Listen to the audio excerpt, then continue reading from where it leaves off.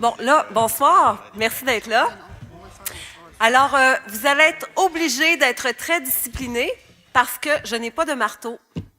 Alors, je ne sais pas quel est le signal que j'envoie ici, mais vous, le signal que vous devez m'envoyer, c'est que vous allez être des citoyens respectueux, à l'ordre, et puis qu'on va travailler ensemble. Alors, bienvenue. Bienvenue à cette première assemblée du Conseil municipal issu de l'élection 2017. Alors, vous allez voir qu'on va graduellement changer la forme des assemblées. On veut la bonifier. Et puis, on va commencer avec mon point d'information. Ah, il y a un marteau qui est apparu. Bon, finalement, on vous fait pas confiance. Alors, je vous avoue que je suis un peu nerveuse. Les attentes sont grandes et c'est bien ainsi parce que sinon, je ne me serais pas lancée en politique. Je pense qu'on a une équipe solide pour répondre à vos attentes. Nous, ce qu'on souhaite faire, c'est vraiment travailler en équipe. On veut s'approprier vraiment les considérations et les enjeux politiques. On veut vraiment reconnaître les rôles de chacun. Alors, au niveau de la direction générale, du personnel administratif, des employés, on veut utiliser leur expertise, leur connaissance pour nous accompagner et concrétiser nos décisions politiques. Puis aussi, on veut trouver comment concilier les deux parce que nous, on va avoir des orientations à donner. C'est ce qu'on veut souhaite faire, donner des orientations politiques et travailler avec le personnel pour voir comment on va les concrétiser. On a évidemment tout l'enjeu de la supervision, de l'encadrement, des mécanismes pour assurer un suivi, puis la rigueur administrative nécessaire pour la bonne marche de la municipalité. On veut travailler dans la transparence avec une transmission d'informations juste, régulière. On va voir comment on va décliner ça concrètement, mais on se voit bien travailler avec des fiches d'informations sur des projets. Et puis, on veut aussi se ramener aux faits dans nos décisions et nos interventions. Bonsoir. Et évidemment, on a fait toute notre campagne dans l'idée d'intégrer davantage les citoyens dans la compréhension des enjeux politiques et la prise de décision.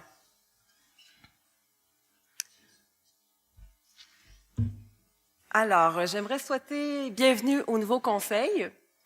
Ce que j'observe avec bonheur, c'est que on a une grande volonté de comprendre les enjeux, d'aller au fond des dossiers. Il y a 4 nouveaux conseillers qui font de la politique municipale pour la première fois. Alors ça donne une grande motivation à toute l'équipe puis à toute l'administration aussi pour nous fournir des informations, nous expliquer le fonctionnement de la politique municipale. Alors, ça fait en sorte qu'on a un conseil qui veut vraiment être à l'écoute, bien comprendre comment fonctionnent justement toutes les décisions politiques et comment l'administration nous appuie dans tout ça. On poursuit avec l'idée les principes d'écoute, de respect et de considération pour les besoins des citoyens. J'observe aussi une volonté de remettre en question les façons de faire. Alors, comme vous voyez, on a déjà commencé. On ouvre les portes à 7h moins quart dorénavant. Pour accueillir les citoyens, discuter, ça va être le temps justement. Parfois, les gens ils osent pas prendre la parole au micro. Parfois, ils veulent juste s'informer sur le suivi d'un dossier. Alors, ça va être le temps pour le faire. On veut aussi multiplier les occasions de rencontres avec les citoyens. Donc, il va y avoir davantage de consultations, de forums citoyens et vous serez invités à participer sur comment on travaille ensemble pour avancer dans les dossiers qui nous concernent.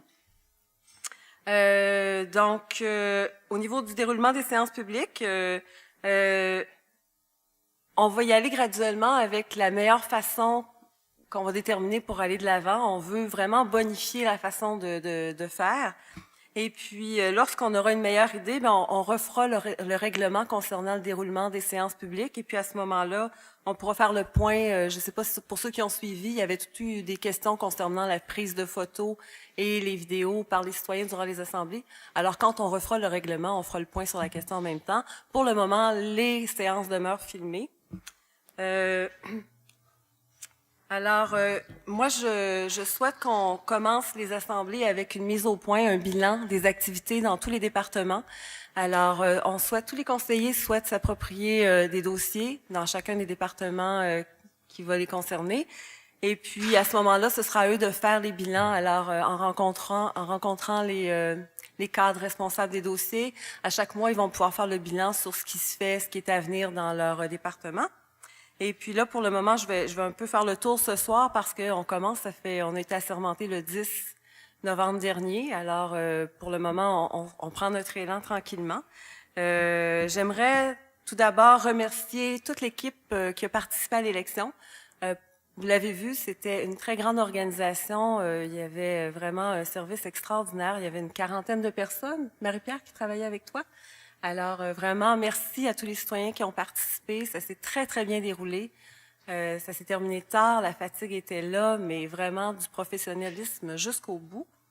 Donc, en ce qui concerne le bilan, là, pour le moment, tous les départements, dans les dernières semaines, ont travaillé pour construire le budget 2018. Alors, ils vont arriver avec leurs propositions, leurs besoins. Et là, nous, on va débuter le travail du budget pour voir un peu vers quelle direction on s'en va. Et puis, au niveau de l'urbanisme, alors, moi, je suis surprise d'apprendre, on regarde les chiffres tranquillement, mais je suis surprise d'apprendre qu'en 2017, il y a eu seulement 11 constats d'infraction qui ont été émis. Alors, on a toujours l'impression que l'urbanisme génère énormément de constats d'infraction. Il y a des avertissements qui sont donnés, mais 11 constats d'infraction en 2017. On est rendu à 43 inspections pour des permis, puis quelques centaines d'inspections pour l'environnement et autres respect de règlement. Alors, ce qui a été fait en urbanisme, on travaille vraiment, je vais vous faire un portrait global, là, mais la prochaine fois, on ira de façon plus spécifique. Alors, il y a eu des permis d'abattage d'arbres de données. On a travaillé au niveau des constructions résidentielles, rénovation, pardon. Et puis, on a fait des travaux d'aménagement au Parc des Amoureux. Alors, je ne sais pas si vous avez remarqué, on est pas mal à la dernière phase de la section sur la rue de la Rivière en allant vers la 117. Alors, il reste seulement à faire le changement au niveau des poteaux d'Hydro-Québec. Alors, on attend ça a été une demande qui a été faite au printemps, et puis on attend de poursuivre. Au niveau des travaux publics. Alors, ce mois-ci, on a terminé le remplacement des conduites d'aqueduc, puis on a refait le pavage sur les rues Campeau et Coudrier. Alors, la majorité de ce projet-là est payée avec le programme sur la taxe sur l'essence et contributions du Québec. Une autre rue qui a été terminée, c'est la rue Ulrich Ménard et Ernest Brousseau, qui se situe derrière Mille et un Pots. Alors, on a terminé les conduites d'aqueduc, d'égouts et de pavage, et ça a été payé grâce au règlement d'emprunt numéro 707. Au niveau des règlements d'emprunt, une des choses que je voudrais faire aussi, ce serait vraiment faire ressortir tous les règlements d'emprunt qui existent. Alors, on va faire un travail sur l'endettement de la municipalité et on veut avoir des fiches d'information sur les règlements d'emprunt, à savoir quel est le montant qui a été emprunté, quel est l'échéancier, à quoi ça sert et on est rendu où dans le remboursement de ces règlements d'emprunt-là. Vous savez tous que ce printemps, il y a eu des grandes inondations. Alors, on a été accompagnés par le ministère pour les travaux de réparation. Et puis, donc, on est en train de finaliser ce dossier-là, à savoir il va y avoir des subventions du ministère. Alors, quelle sera la part de la municipalité à payer dans ces travaux-là et quelles subventions nous obtiendrons du gouvernement. Et puis, grâce à ça, on a terminé l'installation du nouveau ponceau, en ciment sur la montée du 8e rang, puis on a pavé une partie de la rue qui avait été démolie par l'eau. Là, on se reporte aux inondations de ce printemps. Il y a les rues Jacques et Lucille qui ont été refaites, puis ça a été fait avec le budget, le règlement d'emprunt numéro 716. Alors, il y en avait pour 2 millions de dollars dans ce règlement d'emprunt-là. Alors, ça fait partie de ce règlement-là. Vous avez sûrement remarqué qu'il y a une nouvelle section de la rue Dion qui a été asphaltée et il y a un trottoir qui a été fait. Alors, tout ce travail-là, pour un montant de 20 000 a été fait avec une aide financière du député Cousineau. Alors, c'est vraiment le député qui, avec son portefeuille discrétionnaire, nous a versé une somme et on a refait cette section de rue-là qui est très passante parce que sur la rue Dion, on a notre chalet qui est là communautaire. Alors, il y a énormément d'enfants qui circulent. Alors, c'est important de faire un trottoir pour sécuriser les déplacements. On a enfin reçu notre nouveau camion de 10 roues qu'on a payé avec notre fonds de roulement. Alors, le fonds de roulement, ça sert justement à payer ces équipements-là. On n'a pas eu besoin de faire d'emprunt pour ça. On avait les sommes. En fin de semaine, il y avait l'inauguration des bornes électriques. Alors, on a installé 2 bornes électriques devant la caserne de pompiers. Et c'est Sior Électrique, qui est un résident de Val-David, qui fait l'installation de bornes, qui a offert une borne. Et puis, il y avait l'Association des véhicules électriques du Québec qui sont venus célébrer l'événement parce que pour eux, c'est vraiment une question de faire la promotion des véhicules électriques. Alors, je suis contente qu'on encourage ce genre d'initiative-là. Ça donne un message et puis c'est accessible à tout le monde. Alors, c'est vraiment devant la caserne. Si vous connaissez des gens qui ont des véhicules, ils peuvent aller se brancher et faire le plein. Au niveau du lac Doré, alors, il y a une grande problématique depuis très longtemps au niveau du lac Doré, toute la gestion des eaux de ruissellement. Et puis, on a fait faire des études à savoir comment mieux les capter. Et on est rendu à 80% des travaux de drain de surface qui ont été complétés. Et puis, il reste un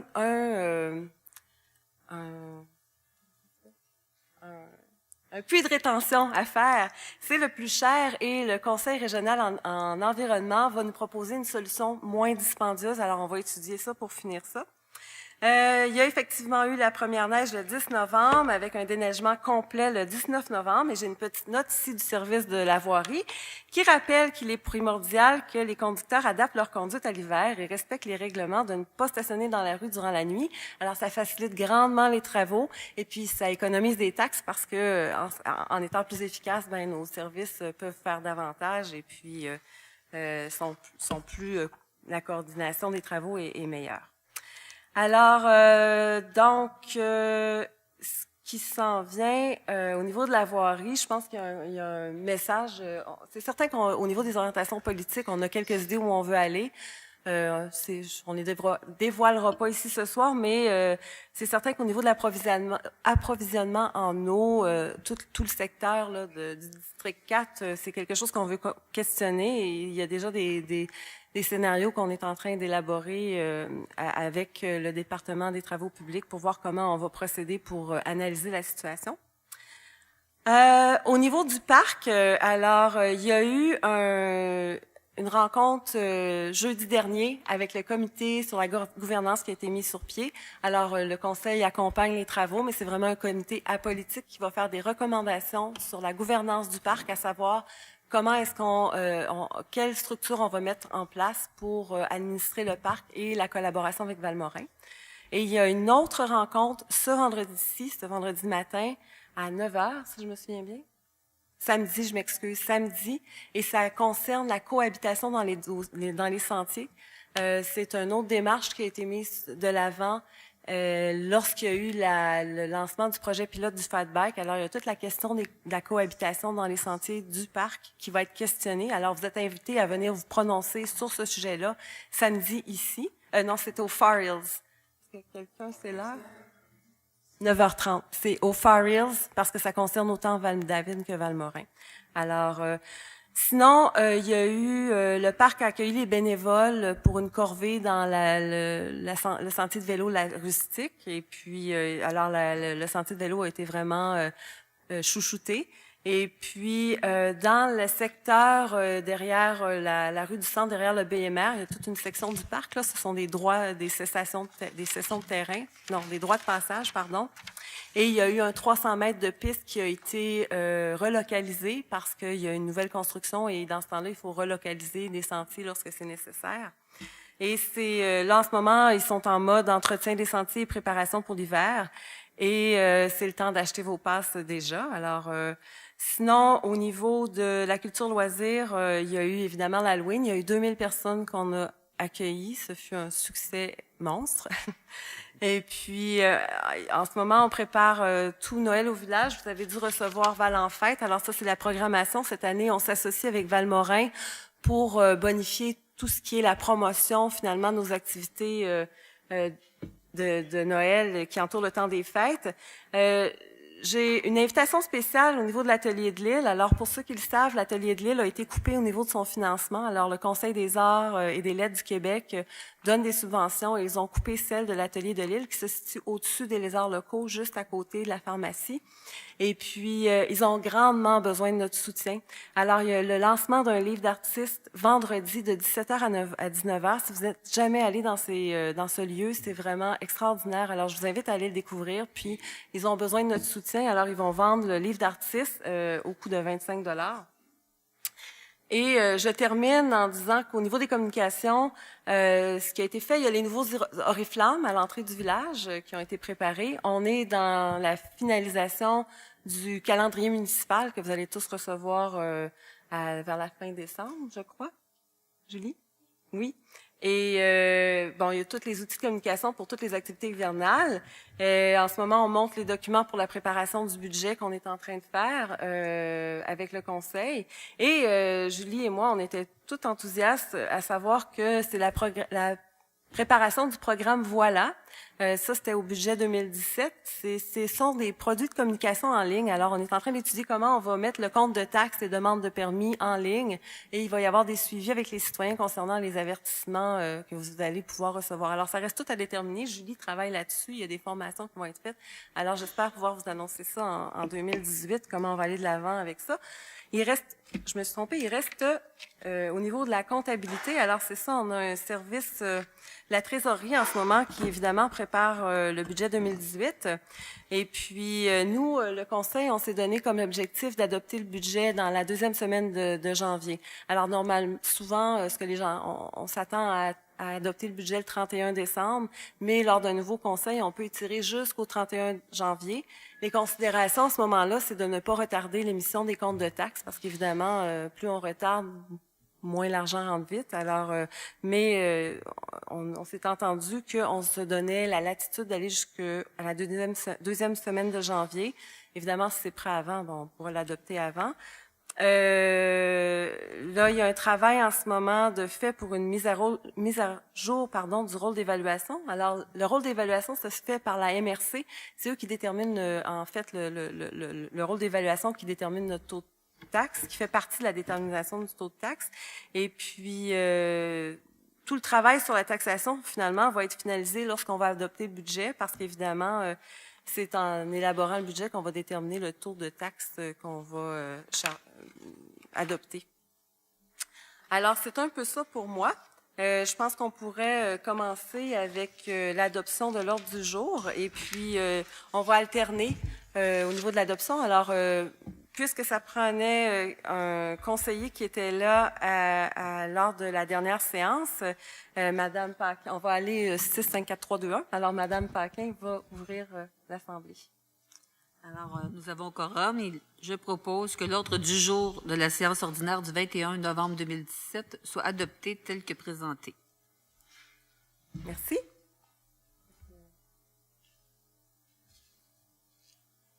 Oui. C'est bon? Oui, oui. Je continue? Alors, de là, je vais faire l'approbation du procès verbal. Oui, merci. De la séance ordinaire du 3 octobre 2017.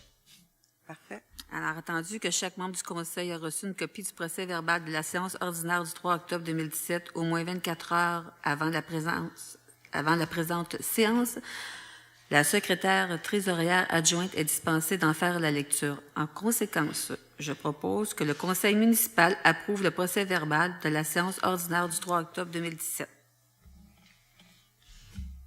Merci. Alors, on a donc terminé, on est rendu au point 2.1, adoption, calendrier des séances du Conseil municipal 2018. Monsieur Généreux? Donc, attends, est-ce qu'on m'entend bien? Oui. Donc, il faut que je m'habitue à mon nouveau micro et à ma nouvelle disposition. Donc, attendu que l'article 148 du Code municipal prévoit que le Conseil doit établir avant le début de chaque année civile le calendrier de ses séances ordinaires pour la prochaine année en fixant le jour et l'heure du début de chacune. Donc, le calendrier ci-après adopté. Puis malheureusement, ce soir, on a un petit problème technique qui nous joue un tour. On ne peut pas projeter les documents comme à l'habitude. Donc, la tenue des séances ordinaires du Conseil municipal pour l'année 2018 qui se tiendront à la salle du Conseil située au 2490 rue de l'Église, le deuxième mardi de chaque mois et qui débuteront à 19h30. Donc, 9 janvier, 13 février, 13 mars, 10 avril, 8 mai, 12 juin, 10 juillet, 14 août, 11 septembre, 9 octobre, 13 novembre, 11 décembre. Donc, un avis public du contenu du présent calendrier soit publié, et ce, conformément à l'article 148.0.1 du Code municipal. Merci. Qui propose? Je propose. Manon? Alors, il va y avoir une séance extraordinaire. En ce qui concerne le budget, il va y avoir une séance extraordinaire qui va être annoncée sur le site de la municipalité. Alors, 2.2, nomination maire suppléant. Donc, attendu l'article 116 du Code municipal du Québec accordant au Conseil le pouvoir de nommer un maire suppléant pour une période donnée. Donc, que Mme Dominique Forget soit nommée mairesse suppléante pour toute l'année 2018. Qui propose? Guy propose. Merci. Alors, 2.3, autorisation de signature, documents bancaires, règlements, procès-verbaux.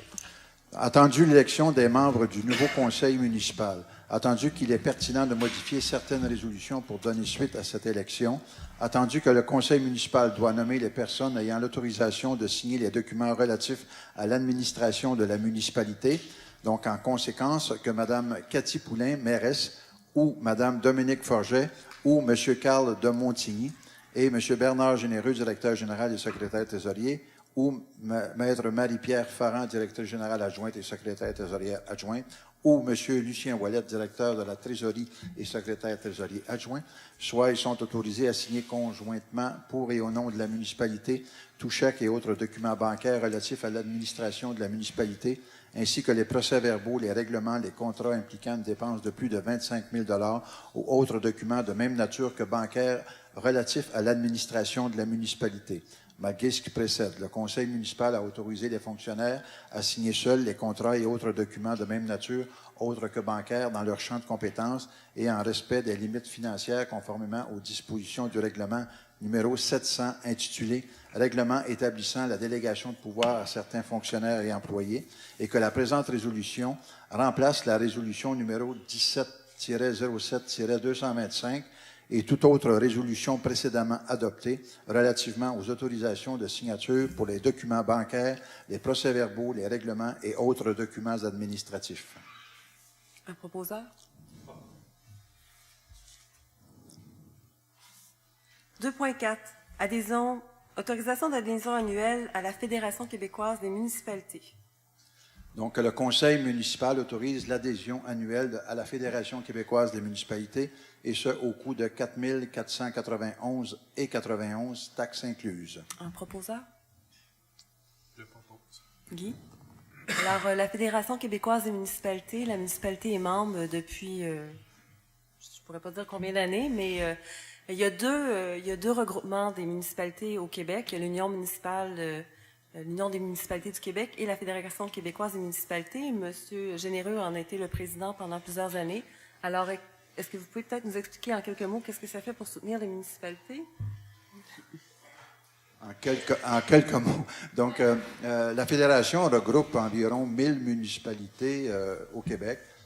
Bien entendu, la plupart de ces municipalités-là sont constituées de populations de, je dirais, 20 000 et moins.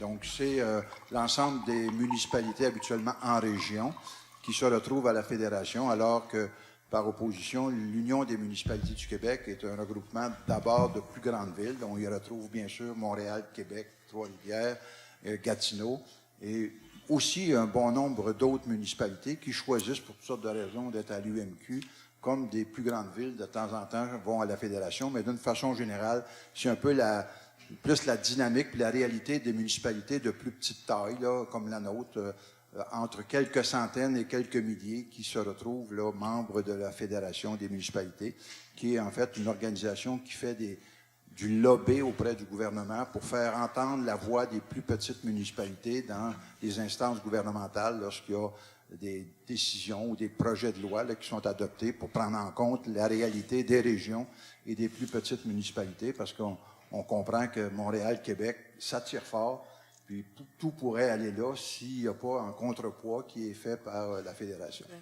Ils offrent aussi des services aux municipalités, comme des services des ressources humaines, de l'information. Ils peuvent nous transmettre, ils peuvent nous accompagner dans quelques dossiers. Alors, nous, on est membres, et puis à chaque année, il y a des représentants qui vont au congrès pour aller s'informer justement des dossiers, des enjeux, et puis de la façon finalement de faire la politique municipale de façon différente. Alors, on va rencontrer d'autres maires, d'autres élus, d'autres directeurs généraux, et puis c'est ressourçant, et on ramène ça ici, et ça bonifie finalement notre travail.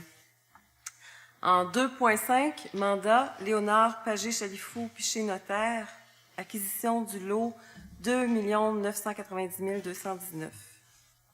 Donc, c'est un lot adjacent au parc régional. Donc, attendu que la municipalité désire acquérir le lot 2 990 219 cadastre du Québec, lequel est adjacent au parc régional Val-David-Valmorin.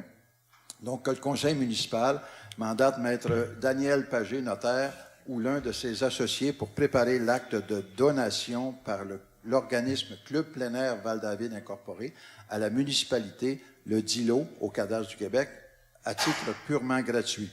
Que le conseil municipal autorise Mme Cathy Poulain, mairesse, et Maître Marie-Pierre Farran, directrice des affaires juridiques et greffière, à signer l'acte de donation par Club plein air Val-David Incorporé à la municipalité.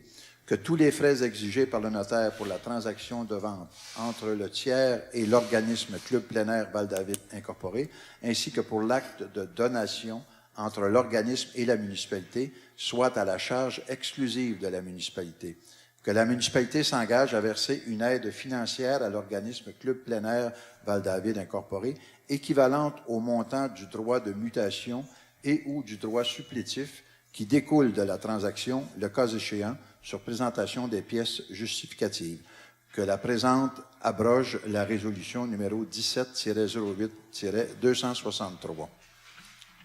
Je propose. Parfait. Alors, bien évidemment, un grand merci au Club de plein air de Val-David. Le Club de plein air a traditionnellement joué un très grand rôle dans l'avènement du parc et puis l'acquisition des terrains. Alors, ils poursuivent ce rôle-là de façon très active.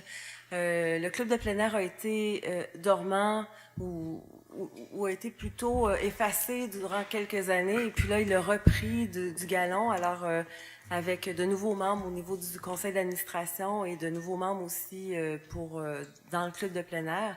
Alors, merci beaucoup, Club de plein air, et puis on va continuer le partenariat avec eux là, pour définir vraiment le rôle. C'est certain que le plein air joue un rôle primordial à Val-David, et on va travailler conjointement avec le Club de plein air et d'autres partenaires là, pour vraiment élaborer l'offre de plein air à Val-David. 2.6. Autorisation, adhésion, Québec municipal, service Internet 2018. Donc, peut-être une petite explication. Service Internet Québec municipal, c'est un service de revue de presse et qui à chaque jour, qui est disponible à l'ensemble des membres du conseil, où on voit toute l'actualité municipale, les principales décisions qui sont débattues concernant les enjeux municipaux, quelques faits rapportés dans l'une ou l'autre des nombreuses municipalités du Québec. Donc, à tous les jours, c'est rendu disponible. Là. Habituellement, le matin, en se réveillant, on commence la journée avec Québec Mun ou l'autre qu'on verra tantôt, là, réseau d'information municipale. Donc, que le conseil municipal autorise l'adhésion au service Internet de Québec municipal pour la période du 1er mars 2018 au 28 février 2019 au coût de 579,88 taxes incluses. 574. Pardon? 574. Voilà. Qui propose? Je propose. Carl? Budget révisé 2017 en 2.7, Office municipal d'habitation de Val-David. Donc, comme on le sait, la municipalité contribue toujours pour 10 du déficit d'opération de l'Office de notre OMH. Là. Donc, attendu la réception d'un budget révisé pour l'année 2017 de l'Office municipal d'habitation de Val-David, attendu que la contribution initialement prévue de la municipalité s'élevait à 3 501 $ et que le montant de cette contribution est désormais plus élevé. Donc, il est proposé que le conseil municipal accepte le budget révisé 2017 de l'Office municipal d'habitation de Val-David, dont la contribution de la municipalité s'élève désormais à 3 612 $. Un proposeur? Mathieu.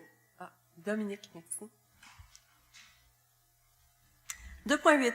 Autorisation, abonnement annuel au réseau d'information municipale du Québec. Donc, c'est le pendant de Québec-Mun. Donc, que le conseil municipal autorise l'abonnement annuel municipal 2501 à 5000. Ça doit être le nombre d'habitants, j'imagine, des municipalités. Okay. Voilà. Merci pour la précision.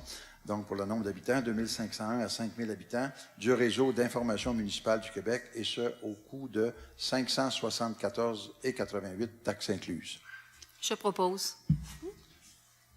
En 3.1, pardon, ratification du journal des déboursés.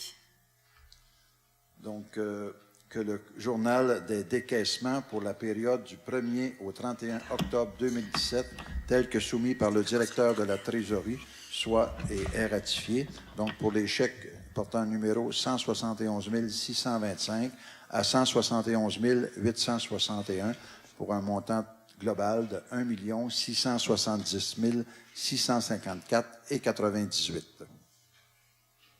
Un proposeur?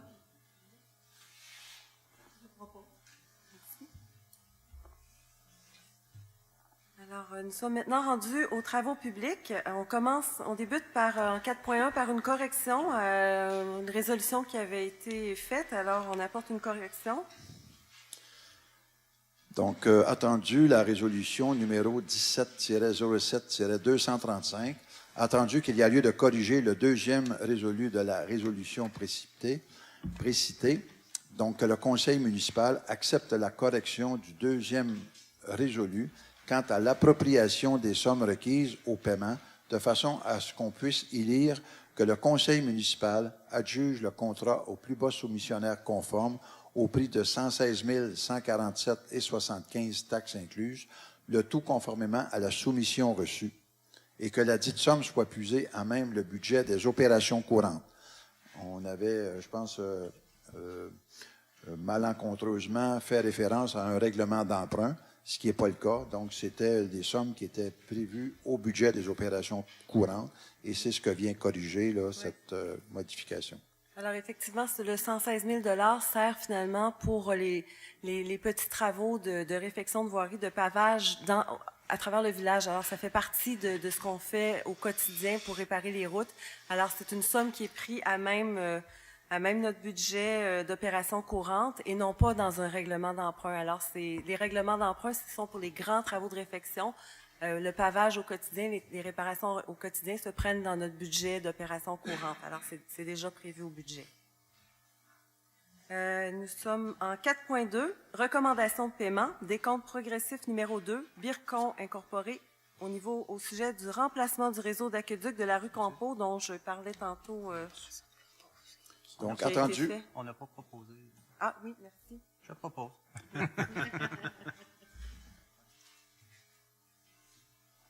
C'est noté. Pardon? Carl, oui. Carl, oui. Alors, on revient sur 4.2. rue Campeau. Donc, attendu la recommandation datée du 2 novembre 2017, rédigée par M. Jess Tremblay, ingénieur de la firme Les Consultants SM Incorporé, relativement au paiement numéro 2 pour le remplacement du réseau d'aqueduc sur la rue Campeau. Donc, le conseil municipal autorise le service de la trésorerie à acquitter à la compagnie Bircon Incorporé une somme de 133 228,36 taxes incluses, à même l'aide financière obtenue dans le cadre du programme de la taxe d'assises 2014-2018. Un proposeur? Je propose. Merci. Alors, ce sont les travaux là, que j'ai mentionnés tout à l'heure au sujet du remplacement des conduites d'aqueduc et les pavages sur la rue Campeau et des Coudriers. Et est-ce que vous pourriez nous expliquer qu'est-ce que c'est qu'un décompte progressif, M. Généreux? Donc, un décompte progressif, c'est qu'en cours de travaux, lorsque un certain bloc de travaux est réalisé, conforme à la soumission, il y a l'ingénieur qui habituellement est rattaché au dossier, fait la recommandation d'un premier déboursé. Donc, généralement, les travaux, dépendamment de leur ampleur, ça se fait en 2 ou 3 versements. Donc, c'est ce qu'on appelle des décomptes progressifs. À la fin de ces travaux-là, il y a toujours une retenue qui est autour de 5 à 10 qui est dégagée ou libérée habituellement l'année qui suit, ou dépendamment de la nature des travaux, là, mais souvent 1 an après les travaux, on libère les cautions de sorte pour s'assurer que les travaux qui ont été réalisés sont exécutés, sont livrés sans mauvaise surprise, je dirais. Et s'il y a des mauvaises surprises, bien, cette retenue-là sert généralement à faire les corrections qui s'imposent. Donc, voilà pour l'explication du décompte progressif. Ça revient là, constamment dans l'exécution au fur et à mesure que le chantier avance, là, jusqu'à sa conclusion. Merci. Qui propose? Guy propose. Alors, on poursuit dans les décomptes progressifs. Nous sommes maintenant au niveau du prolongement des services des rues Ulrich-Ménard et Ernest Brousseau. Oui, 4.3. 4.3. Merci. Donc, attendu la recommandation datée du 26 octobre, rédigée par M. Jess Tremblay, ingénieur de la firme SM, donc relativement au paiement numéro 4 pour le prolongement des services des rues Ulrich-Ménard et Ernest Brousseau. Donc, le conseil municipal autorise le service de la trésorerie à acquitter à la compagnie Les Entreprises Claude Rodrigue Incorporées une somme de 124 809,21 taxes incluses, à même les fonds prévus au règlement d'emprunt numéro 707. Qui propose? Je propose. Merci, Manon. Au sujet, j'aimerais faire une précision au sujet de ces travaux-là. Alors, ce sont des travaux qui ont été faits là, quand on part derrière Mille et un pots. Il y avait un règlement d'emprunt, le numéro 717 qui est mentionné là, 707 pardon, qui était au montant de 450 000 $. Et je veux vous informer que pendant les travaux, il y a eu un arrêt de travaux parce que ça se situait en même temps, ça avait lieu en même temps que Mille et un pots. Alors, on était à ce moment-là dans la période de bombardement, là, mais de dynamitage, merci beaucoup. Et puis, on a dû arrêter les travaux parce qu'on risquait d'endommager les céramiques. Alors, le coût de ces d'arrêt-là a été de 25 538,81 $ pour ce qui est là, de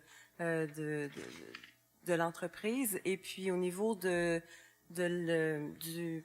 l'ingénieur qui supervise les travaux, il y avait un coût de 3 745 $ pour cet arrêt de travaux-là à proximité de l'atelier de poterie. Alors, c'est des coûts qui... Alors, nous étions dans un règlement d'emprunt de 450 000 $ et il y a donc il y avait déjà des sommes de prévues pour les imprévus.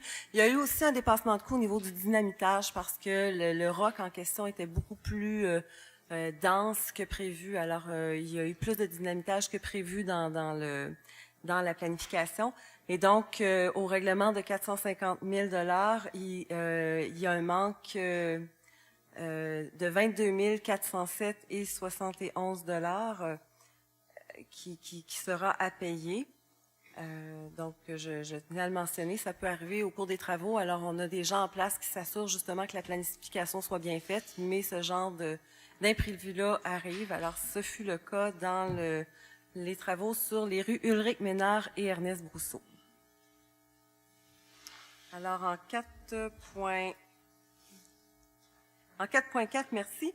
Alors, on est rendu au décompte du 31 octobre 2017, recommandation de paiement à David Riddell, excavation transport, montée du 18e rang, cas de force majeure.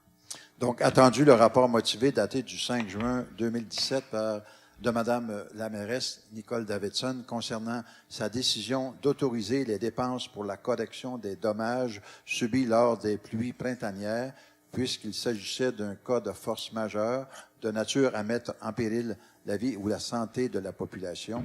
Attendu la recommandation datée du 31 octobre 2017, vérifiée et approuvée par M. Jean-Michaël Dufort, ingénieur junior de la firme Équipe Laurence Expert Conseil, relativement au paiement des travaux effectués sur la montée du 8e rang. Donc, le conseil municipal autorise le service de la trésorerie à acquitter à la compagnie David Ridel Excavation Transport une somme de 129 823 et 2 taxes incluses, lesquelles dépenses seront soumises au programme général d'aide financière lors de sinistres réels ou imminents, inondations survenues du 5 au 10 avril 2017 dans des municipalités du Québec. Je propose. Merci. Urbanisme et environnement. Demande d'enseigne 1775, route 117. Alors, on se situe avec ce projet-là. Pouvez-vous nous situer, monsieur Généreux? Sur la route 117? On avait 2 demandes d'enseigne. Oui, 2 demandes d'enseigne, oui.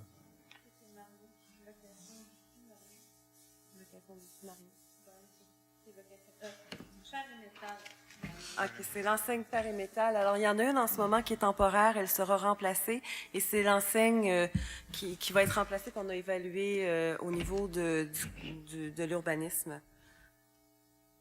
Alors, donc, c'est une demande de M. Danny Marien concernant le projet d'enseigne au 1775 route 117.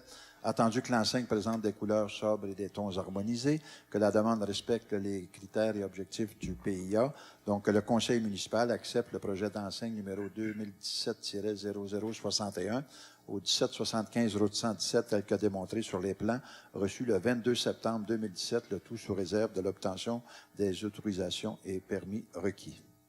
Je propose. Merci, Carl. En 5.2, demande d'enseigne, alors c'est l'autre, 1788-1798, route 117. Donc, il s'agit du nouveau garage de M. Rochon. Donc, demande de M. Michel Rochon concernant le projet d'enseigne au 1788-1798, route 117. Attendu, l'enseigne présente des couleurs sobres et au ton harmonisé. Elle respecte également le PIA 607. Donc, le Conseil accepte le projet d'enseigne numéro 2017-00059 au 1788-1798 route 117, tel que démontré sur les plans reçus le 29 septembre 2017, le tout sous réserve de l'obtention des autorisations et permis requis. Je propose. Merci, Carl. En 5.3, autorisation de signature, entente de bassin versant, Abri-Nord, suivi de la qualité de l'eau. Donc, attendu que la municipalité a conclu en février 2012 une entente avec l'organisme de bassin versant de la rivière du Nord, Abri-Nord, pour le suivi de la qualité de l'eau à 3 stations d'échantillonnage différentes. Donc, le conseil municipal autorise le directeur général et secrétaire trésorier, Bernard Généreux, à signer l'avenant à l'entente de bassin versant entre Abri-Nord et la municipalité quant au suivi de la qualité de l'eau jusqu'au 31 décembre 2018 au montant de 3 600 $ plus taxes, le cas échéant. Je propose.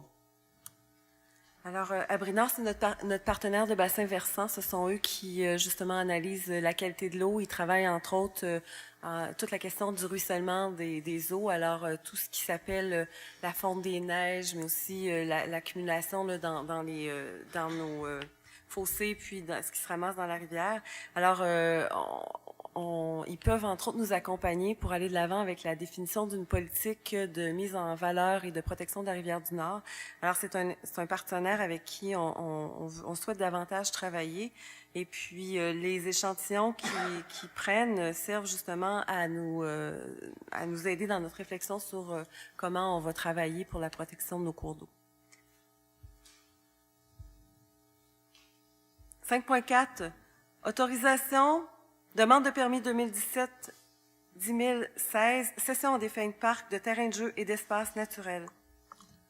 Donc, attendu que M. Mario Vendette a déposé une demande de permis de lotissement, numéro 2017-116, attendu que le conseil municipal doit se prononcer quant à la cession pour fin de parc de terrains de jeu, d'espaces naturels exigés en vertu du règlement de lotissement, qu'une cession doit être versée en argent représentant 10 de la valeur de l'immeuble visé ou en terrain représentant 10 de la superficie totale de l'immeuble visé, attendu que la cession pour fin de parc, terrain de jeu et espace naturel est une condition à l'émission du permis de lotissement, donc que la municipalité accepte la contrepartie en argent en lien avec la demande de permis 2017-10016 pour la cession à des fins de parc, terrain de jeu et espace naturel sur la base de l'évaluation foncière représentant un montant de 5 460 $, que la présente résolution n'exempte pas le demandeur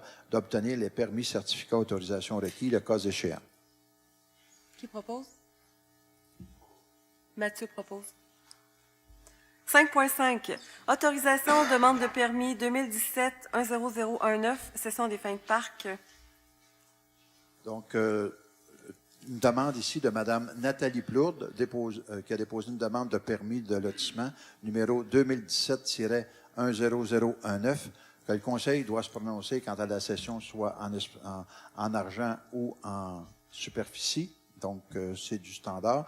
Donc, que la municipalité accepte ici la contrepartie en superficie des lots 3 744 087 et 6 177 378 du cadastre du Québec en lien avec la demande de permis 2017-10019 pour la cession à des fins de parc, de terrain de jeu, d'espace naturel, représentant 10 de la superficie du terrain assujetti, soit 1834,8 mètres carrés.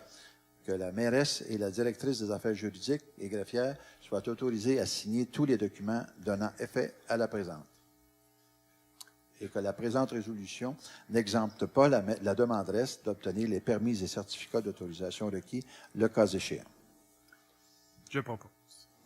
Alors, on se situe ici dans la rue de l'Aube. La cession pour fin de parc, lorsqu'on accepte un don de terrain, souvent, ça sert à consolider les parcs, comme le parc régional. Alors ici, on a un accès à la Gillespie qui va être consolidé avec cette cession-là. Alors, c'est comme ça qu'on considère là, le don de terrain. On est maintenant en 5.6, nomination des membres, comité consultatif d'urbanisme de la municipalité du village de Val-David, le CCU. Donc, attendu l'existence légale du comité consultatif en urbanisme, dit le CCU, attendu que l'élection municipale a laissé vacant le siège réservé à un élu, donc le conseil municipal nomme Mme Dominique Forget pour siéger à titre de membre élu au comité consultatif d'urbanisme de la municipalité du village de Val-David. Je propose. J'en profite pour dire qu'il y a 2 comités en ce moment à la municipalité de Val... Non, il y en a plus que 2, non, je m'excuse. Alors, ce soir, on adopte la nomination de 2 conseillers sur des comités. Il y a le comité consultatif en urbanisme qui est obligatoire par la loi. Alors, il se rencontre une fois par mois pour étudier les demandes, certaines demandes de rénovation, de construction et puis d'autres questions relatives en urbanisme. Et puis, là, pour le moment, on a commencé à discuter comment les conseillers allaient s'approprier les dossiers. On va vous revenir avec l'ensemble de nos décisions, mais ce soir, on voulait adopter, reconnaître la nomination des conseillers parce qu'il y a déjà des rencontres qui s'effectuent au sein de ces comités-là. En 5.7, d'ailleurs, la nomination des membres comité consultatif sur l'environnement de la municipalité du village de Val-David. Donc, attendu l'existence légale du comité consultatif sur l'environnement, dit le CCE, attendu que l'élection municipale a laissé vacant le siège réservé à un élu, donc que le conseil municipal nomme M. Jean-François Giasson pour siéger à titre de membre élu au comité consultatif sur l'environnement de la municipalité du village de Val-David. Je propose. J'en profite aussi pour vous dire que si vous voulez déposer vos candidatures pour les comités, alors on les accepte en tout temps et quand il y a des démissions ou des départs, à ce moment-là, on peut aller piger dans cette banque de candidatures-là. Ce sont des comités de citoyens qui viennent appuyer les réflexions du conseil. Alors, nous, on veut vraiment aller dans cette voie-là. Alors, on vous invite à vous impliquer. Puis, quand il y aura des nouveaux comités de créer, bien sûr qu'on va vous aviser. En 6.1, au niveau des loisirs et de la culture, autorisation, cotisation annuelle de la FADOC. Donc, que le Conseil autorise la cotisation annuelle à la FADOC région des Laurentides, et ce, au coût de 125 taxes non applicables. Je propose. En 6.2, autorisation d'événements, défi ta santé, course de Père Noël. Donc, attendu l'événement sportif et communautaire Défi ta santé, course de Père Noël, attendu que l'activité de marche et de course à pied se tiendra le dimanche 17 décembre à compter de 11 heures, attendu que la municipalité souhaite encourager le sport et l'activité physique pour ses citoyens. Donc, le Conseil autorise la tenue de cette activité dont le départ se fera du parc Léonard Dufresne et que la municipalité rend disponible, selon ses ressources, le soutien technique nécessaire en plus d'assurer la promotion de l'événement via ses outils promotionnels. Je propose. Merci. Alors, cet événement-là, il y a eu 3 courses cet été. Ce fut très, très populaire. C'est intergénérationnel et c'est au profit de la Fondation Dufresne. Alors, c'est vraiment un bel événement. Puis, on vous invite à participer. On peut marcher ou courir. Vous pouvez aller sur le site de la Fondation Dufresne pour vous inscrire. Pardon. Mon École Plus, c'est le nom du site. Alors, en 6.3, adhésion Rando Québec, cotisation annuelle 2018. Donc, le Conseil autorise l'adhésion annuelle à l'organisme Rando Québec pour l'année 2018 au coût de 125 $, aucune taxe applicable. Je propose. Merci. En 6.4, adoption, tarification du forfait duo pour le parc régional de Val-David et Valmorin. Donc, attendu la résolution numéro 17-10-344 adoptant la tarification du parc régional Val-David-Valmorin pour la saison hiver 2017-18, attendu qu'il y a lieu d'adopter la tarification forfait duo pour le parc régional Val-David-Valmorin. Donc, le conseil municipal adopte la tarification forfait duo parc régional selon le tableau suivant, à savoir forfait duo, résident 115 et 106 $ annuels, donc non-résident 247, tarif duo 60 ans et plus 224, et pour le forfait hiver 202 et duo 60 ans et plus 184. Qui propose? Je propose. Merci. Alors, on avait déjà adopté la tarification du parc régional en octobre. Ça, c'est pour spécifiquement la carte lorsqu'on on utilise le train du Nord pour le ski de fond ou le pas de patin. Alors, ça vient préciser les tarifs pour ce forfait-là. Alors, on a un avis de motion en 7.1. Qui veut le faire? Dominique, est-ce que tu veux le faire?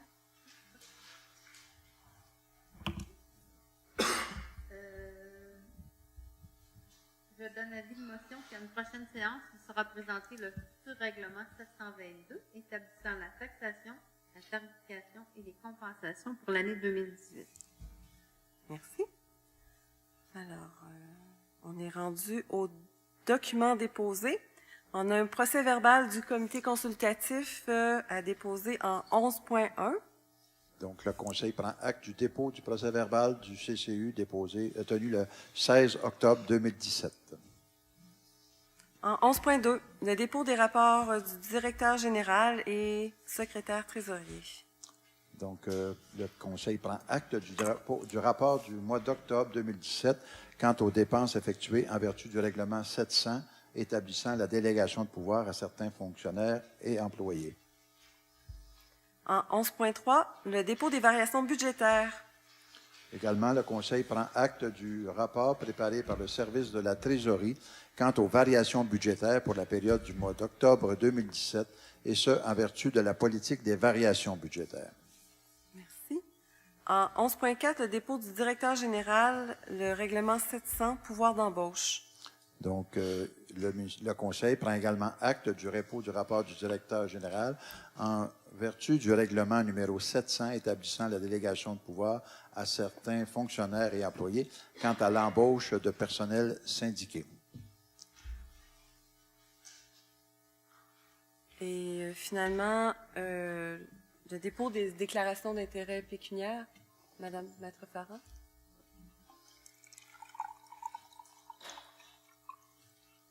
Donc, le conseil municipal prend acte du dépôt des déclarations des intérêts pécuniaires de M. Mathieu Boutillette, de Mme Manon Paquin, de Mme Cathy Poulain, de Mme Dominique Forget, de M. Carl de Montigny, de Monsieur Guy Séguin. Voilà. Merci.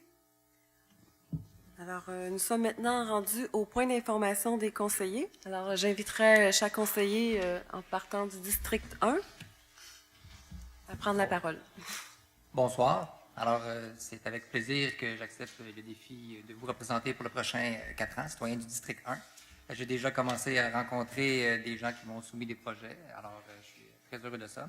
Et je suis aussi très content de faire partie du comité consultatif en environnement.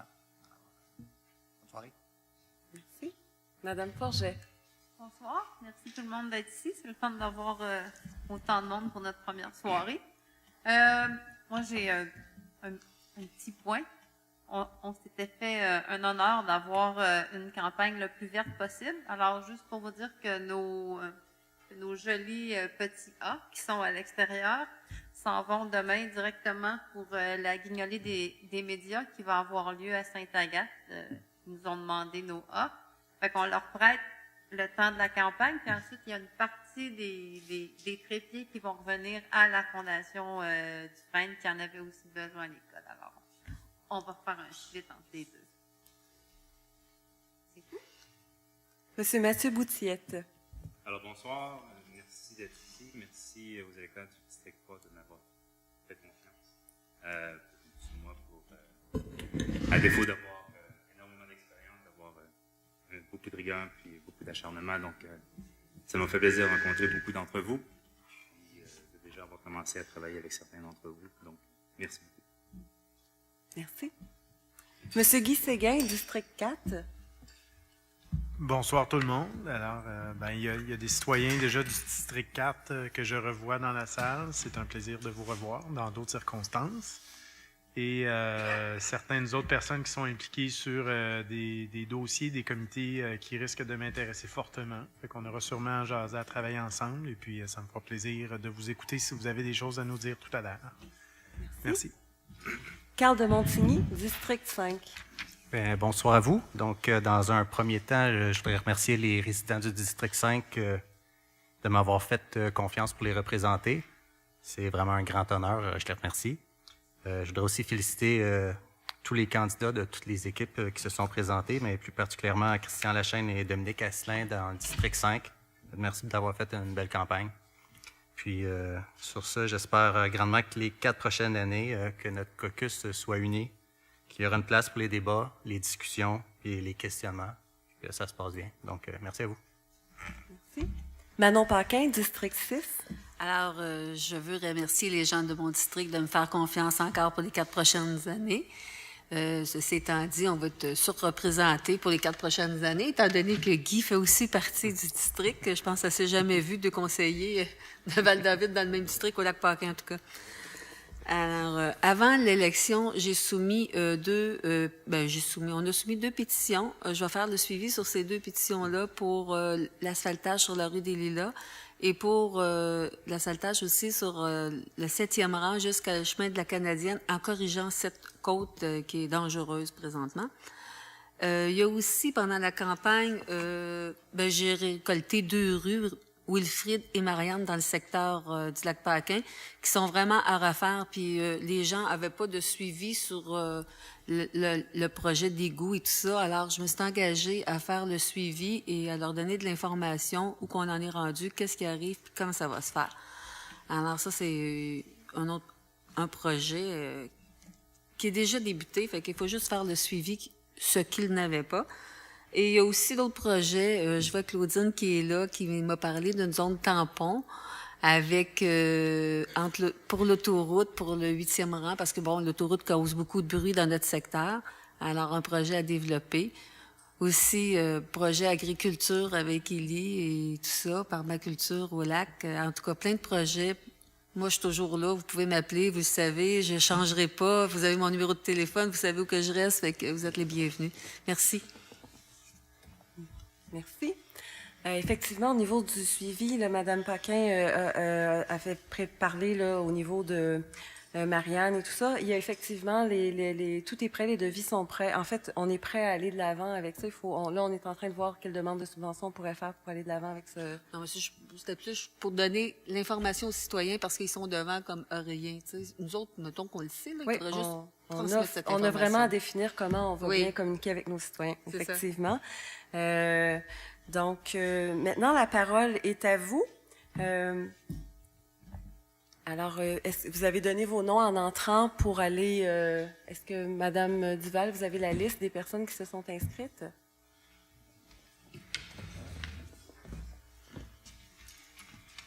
Alors, on va débuter avec les personnes qui se sont déjà inscrites et puis par la suite, les gens pourront prendre la parole tour à tour.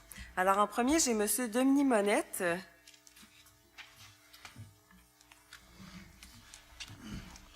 Bonsoir, Monsieur Monette. Bonjour. On vous souhaite bonne chance.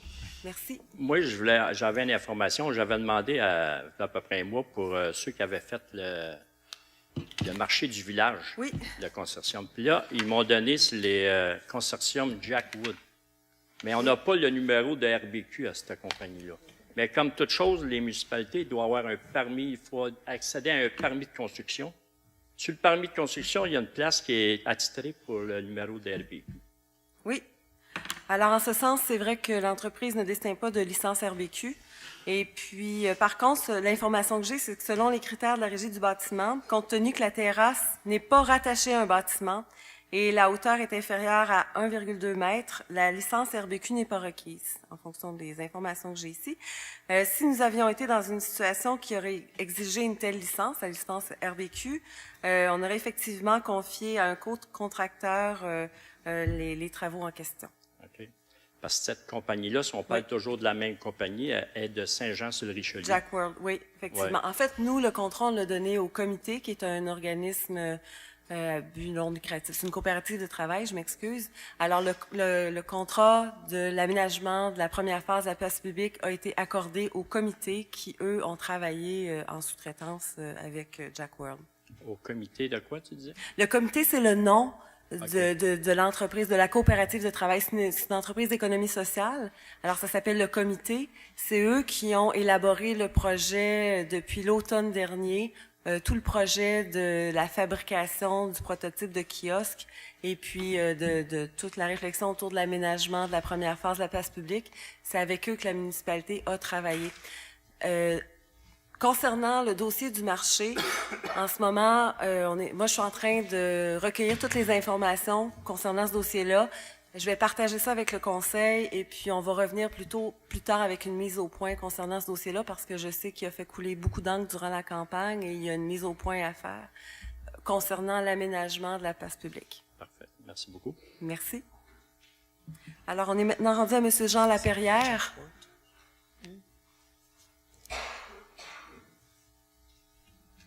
Bonjour, je viens vous parler de l'infrastructure que vous avez fait au niveau, c'est le trottoir sur la rue Dion, oui. Entre le chalet et la rue L'Église. Oui. Moi, je le trouve intéressant. On l'utilise assez fréquemment. Il y a 2 adultes qui peuvent marcher de large sur ce trottoir-là. Effectivement, c'est un trottoir qui est sécuritaire. Il peut accommoder des piétons, particulièrement quand il y a des événements. Il peut canaliser les gens qui vont se stationner au parc. Au parc, vous derrière voulez... le chalet. Oui, le terrain de soccer. Nous, ce qu'on voyait durant l'été, c'est souvent il y a des gens qui marchent dans la rue et puis on les rencontre et ça rend la circulation difficile, la circulation automobile difficile et puis en même temps, c'est pas sécuritaire. Donc, je trouve que c'est un bel apport là, à l'environnement. Par contre, quand il y a les 1001 pots, oui. On conjugue les 1001 pots au marché oui. et puis au baril roulant qui, même sans les 2 premiers événements, fait que parfois on a du stationnement des 2 côtés de la rue jusqu'au parc, jusqu'à l'entrée du parc. Et là, il y a juste un sens unique. OK. Alors, à ce moment-là, où je voulais en venir, c'est que on réduit complètement la fluidité du trafic. Oui. On ne peut plus rencontrer. Et il y avait un aspect qui m'apparaissait assez important, qui est l'aspect sécuritaire. Je vois pas un camion de pompiers passer là puis accéder aux résidences qui sont à l'arrière si jamais il y a un problème quelconque. Alors, je me demandais si vous pourriez penser, peut-être avec les pompiers, à des règlements d'interdiction de stationnement de chaque côté de la rue, au moins pour cette section-là, pour permettre la fluidité du trafic. Ça m'apparaît comme un petit peu évident parce qu'un véhicule ne peut pas passer, c'est-à-dire 2 véhicules ne peuvent pas se rencontrer sur une bonne distance. Vous avez tout à fait raison. Je pense qu'il y a plusieurs citoyens ici qui l'ont vécu en passant sur la vision. Ce qu'on voit actuellement, c'est qu'il y a une affiche juste à l'intersection de la rue l'Église et de la rue Dion. Il y a une petite affiche, mais il faudrait que vous en mettiez plusieurs. Il y a une affiche d'interdiction de stationnement? Oui, voilà. Okay. Et il faudrait que vous en mettiez plusieurs, peut-être sûrement des 2 côtés, pour permettre la fluidité du trafic. Merci. En fait, toute la question, merci beaucoup. On va en tenir compte. Toute la question de la circulation, de la fluidité, de la sécurité au cœur du village est vraiment à l'ordre du jour. C'est un sujet prioritaire parce que un des sujets qui nous tient à cœur, justement, c'est comment équilibrer l'impact du tourisme avec notre qualité de vie, notre quiétude. Alors, ça va vraiment être une question sur laquelle on va se pencher sérieusement et de façon assez prioritaire. Alors, nous sommes maintenant rendus à M. Marc-Paul Hubert. Bonjour, Madame la mairesse. Le 9 novembre dernier, le Conseil de la culture des Laurentides a présenté des prix pour les acteurs les plus influents dans le secteur des arts de la scène.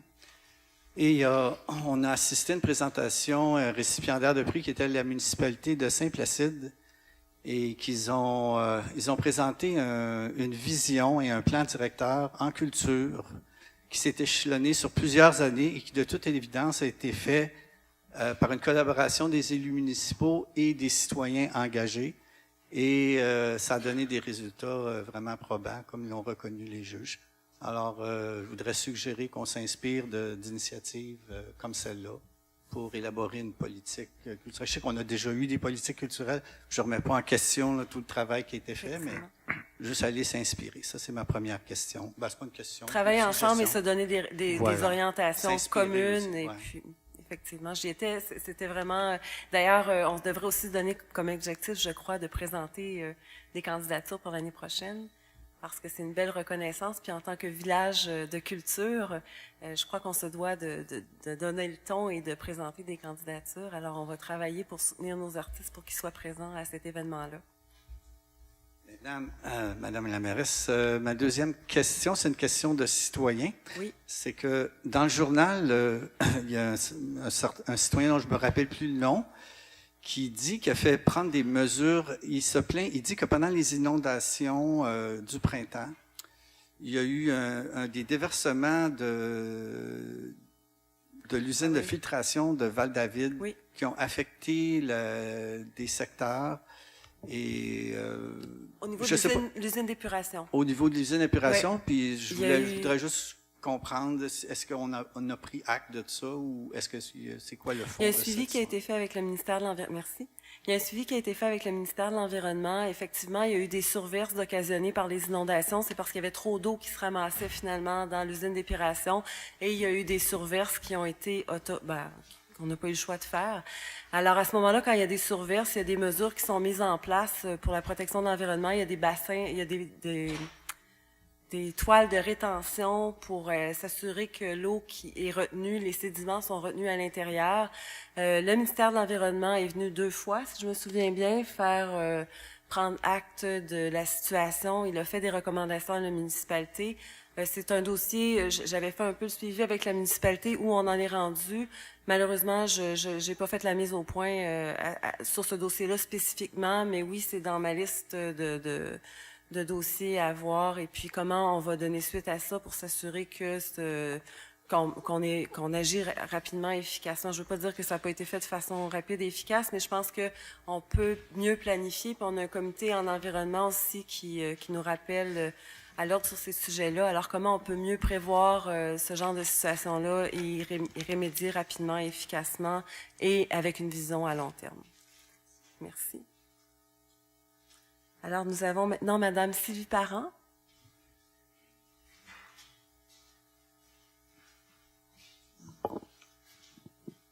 Bonsoir. J'aimerais une explication, notamment concernant le point 13, période de réponse. J'aimerais savoir comment ça fonctionne exactement quand on pose des questions à la municipalité via le site Internet de la municipalité. On a un choix qui dit réponse écrite ou réponse verbale. Parfait. Oui, vous faites référence au formulaire qui est sur le site pour avoir des réponses concernant le conseil. Alors, quand ça a été pensé par l'ancien conseil, j'y étais. L'idée, c'était finalement de faciliter la démarche pour les citoyens de venir poser des questions parce que parfois, il y en a qui sont pas à l'aise de venir au micro. Alors, lorsqu'on utilise le formulaire, on peut demander une réponse verbale ou écrite. Alors, la réponse verbale se donne en assemblée municipale. La réponse écrite, mais on envoie une réponse à la personne.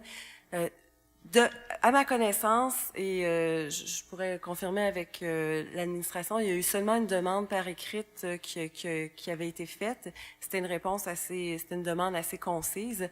Là, avec les conseillers, je veux revoir la procédure pour justement, je trouvais que ça manquait d'informations et de détails, à savoir qu'est-ce qui se passe, ça concerne quoi, quelles sortes de questions on peut poser, à quelle sorte de réponse on peut s'attendre, parce que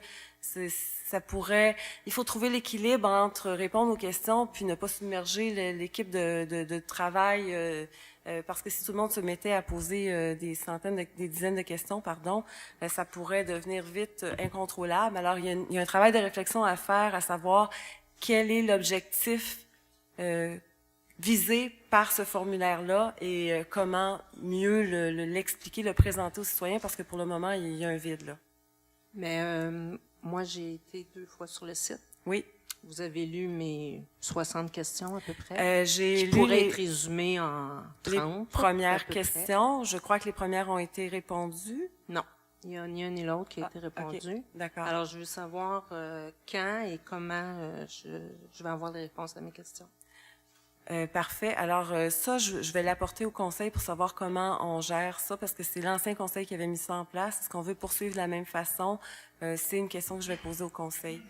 Je vais être avisée s'il faut que je prenne une autre méthode, si jamais cette méthode-là n'est plus Je vais m'en assurer de communiquer avec vous pour savoir, pour vous informer de... Parce que c'est... Ou à moins que vous avez dit à un citoyen précédent que vous étiez pour revoir le dossier du marché, puis ça concerne le dossier du marché. Oui, ça concerne le dossier. Je ne sais pas s'il y aura une petite séance d'information spécifique. Il y a une mise au point. Parce que je pense que vous savez qu'il y a beaucoup de citoyens, pas seulement moi, qui s'intéressent à ce dossier-là. Vous, la première, parce que je vois que vous me lisez attentivement. Donc, il y a une 60aine de questions, comme je vous dis, qui peuvent être résumées. Mais quand même, je pense que c'est important. Et j'attends d'autres dossiers que j'ai demandés dans d'autres ministères concernant ce... Donc, il y aura probablement d'autres questions même. Alors, tant mieux si c'est reporté, la réponse à ces questions-là, parce que je risque de les bonifier. Donc, s'il peut y avoir peut-être une demi-heure, 3/4 d'heure avant une séance ou une autre séance pour vraiment clarifier tout ça, parce que ça n'a pas de sens. En fait, effectivement, il y a une mise au point qui doit être faite. Et pour faire cette mise au point-là, les conseillers ont besoin de toute l'information pour vraiment comprendre, parce qu'il y a le point de vue politique dans ce dossier-là et le point de vue administratif. Et il faut vraiment considérer les tenants et aboutissants de chaque élément. J'aimerais qu'on fasse attention, par contre, dans ce dossier-là, parce qu'il y a un danger à amalgamer toute l'histoire et faire le lien avec toujours le marché. Le marché, c'est un de nos partenaires. Nos partenaires sont précieux, on travaille avec eux. C'est eux qui, entre autres, donnent une couleur, la saveur particulière au village de Val-David. Alors, on a plusieurs partenaires. Et puis, il faut voir à respecter leur travail, puis à reconnaître leur travail. Et il faut faire attention, quand on questionne tout ce dossier-là, justement, de reconnaître la part du marché, oui, mais la part de tout le conseil de ville, les décisions du conseil et le travail de l'administration. Alors, à travers ce dossier-là, il y a tout l'entente, le protocole d'entente avec le marché qui est questionné. Ça, c'est une entente politique qu'il y a avec un partenaire. Et puis, nous, ce qu'on veut faire au niveau du conseil, c'est s'assurer que ces ententes-là se font dans la transparence et vraiment qu'on ait des critères d'analyse pour définir nos protocoles d'entente avec tous nos partenaires. parce qu'on souhaite travailler en collaboration avec eux, mais en intégrant une rigueur au niveau de l'analyse des dossiers, évidemment. Et puis, ça, c'est le protocole d'entente qui faisait partie, entre autres, de tout votre questionnement. Et il y a toute la question de l'aménagement de la première phase de la place publique qu'on a fait, oui, en partenariat avec le marché, mais la municipalité a fait son travail, à savoir comment on voyait cette place-là. Et puis, effectivement, il y a une mise au point, comment on voyait puis comment on aménageait comment la démarche a été faite. Les coûts surtout. Les coûts, mais toute la démarche aussi qui intègre les coûts. Alors, puis la demande de subvention aussi. Effectivement, ça fait partie de ce dossier-là et c'est cette mise au point-là qu'on va faire les conseillers ensemble en compagnie de Donc, pour l'instant, les questions que j'ai posées à la municipalité, j'attends que vous revisiez tout ça puis vous allez me revenir. C'est ce que vous me dites? Bien, ce serait effectivement plus simple, je crois, que peut-être. En fait, on pourrait se rencontrer. Si vous voulez, vous pouvez venir me rencontrer à la municipalité. Moi, je veux quelque chose d'écrit ou de filmé. D'accord. Parce que j'ai un groupe qui me suit, puis c'est entendu que je donne les informations. Comme vous, c'est la transparence, et je pense que depuis le début, je prends ce dossier-là et je l'analyse en toute transparence, et j'envoie rien en l'air. Vous avez vu les documents que je reçois, que j'annote, que je commente. Donc, je voudrais que ça se poursuive de la même façon. En fait, l'objectif est finalement de s'assurer que ce dossier-là est bien géré.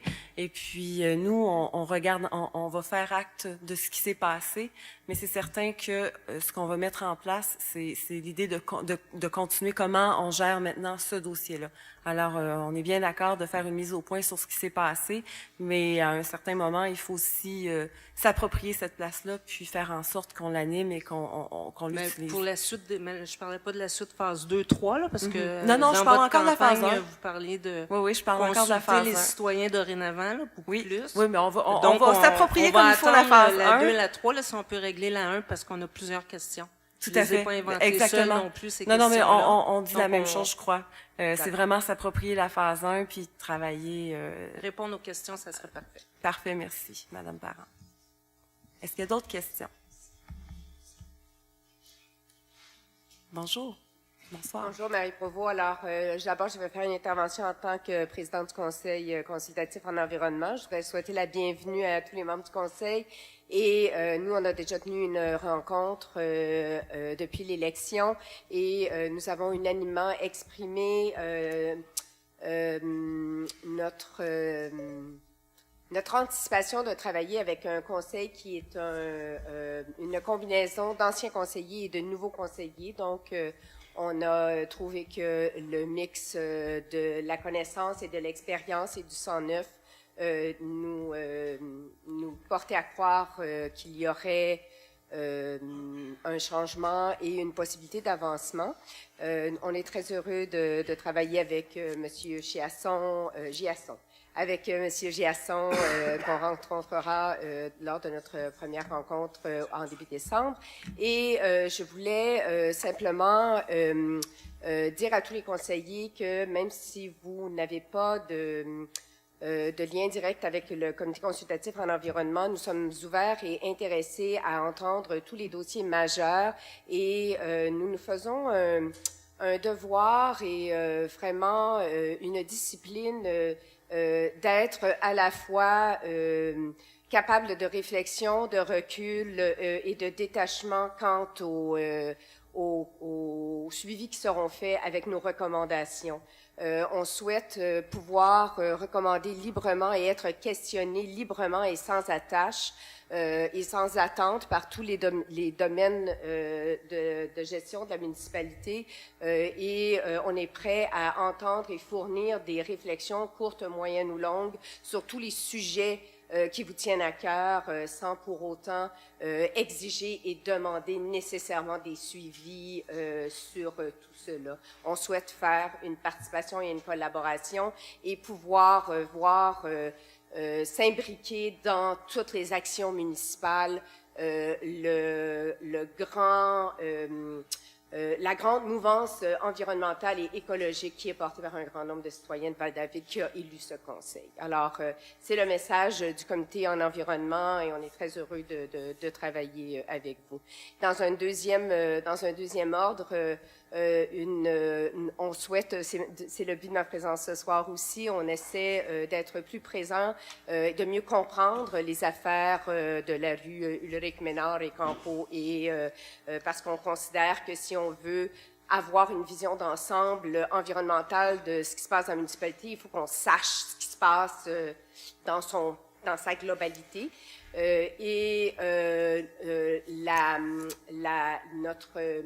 Notre concentration cette année, en fait, nos efforts cette année seront entre autres vraiment dédiés à toute la question de la mobilité. On entend plusieurs interventions, celle de Mme Parent sur la place du marché, celle de M. Laperrière sur la rue Dion, et on souhaite que à vos oreilles sonne une petite cloche.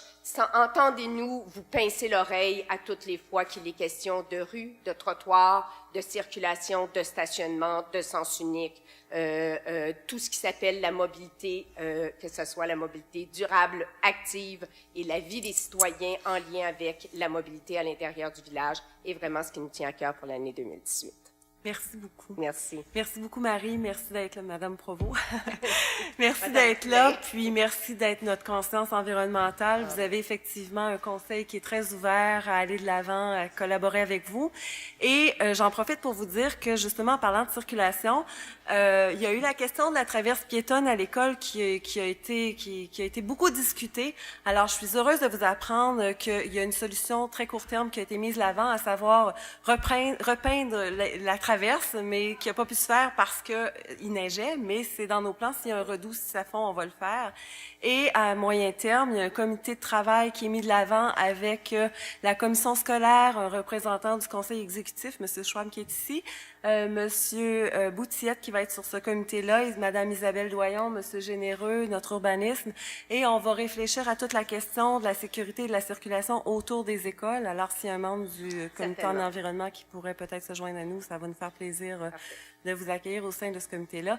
Et l'idée étant de voir à vraiment comment bien planifier la sécurité, les déplacements, parce que ce sont des zones névralgiques, vous le savez, à 8 heures le matin, vous le voyez ce qui se passe. Alors, c'est bien parce que c'est un des premiers dossiers là, qu'on met de l'avant. Alors, merci beaucoup. Merci à vous. Vous pouvez venir au micro. Bonjour tout le monde. Bonjour. Je m'appelle Jérémy Gagnon, je suis citoyen de Val-David. En fait, je suis ici pour parler d'environnement encore une fois. Il y a plusieurs sujets qui sont concernés à Val-David par rapport à l'environnement. Il y avait protéger Vive sa rivière, qui a été démarré par Gascon et qui a été supporté par vous, Madame la mairesse. Il y a aussi le déversement, dans le fond, des eaux pluviales et des égouts que Marc Paul Hubert. Mais moi, ça va être par rapport au projet Hydro-Québec, qu'on n'en a vraiment pas parlé. Puis je crois que M. Séguin, vous êtes directement affecté par le projet. Je suis d'ailleurs affecté car moi, je suis entrepreneur. J'ai une entreprise en excavation qui se spécialise en permaculture. J'ai aussi une entreprise qui se spécialise dans l'aménagement forestier. Et en plus, une pépinière qui produit au-dessus de 200 variétés d'arbres, d'arbustes et de plantes médicinales comestibles indigènes en milieu naturel. Donc, avec mon projet, le projet de Claudine Gascon, on a une des plus grandes réserves de génétique et d'espèces comestibles et médicinales qui appartiennent au territoire nordique, en zone 3B. Zone 3B, c'est la température minimum que les plantes peuvent survivre. Puis, dans le fond, mon objectif, c'est de reproduire les plus gros et les plus vieux arbres, et dans le fond, reproduire les génétiques et les variétés pour qu'on fasse des tests agricoles pour savoir le potentiel de ces fruits-là et de ces arbres-là. Je suis aussi béni car au bout d'un terrain que je loue, que d'ailleurs la municipalité est maintenant propriétaire d'un 5 acres de terrain, au bout du terrain du 985 du 7e rang, qui a été donné pour la partie de la taxe de la parc, qui est juste à côté d'un territoire de plus de 10 km².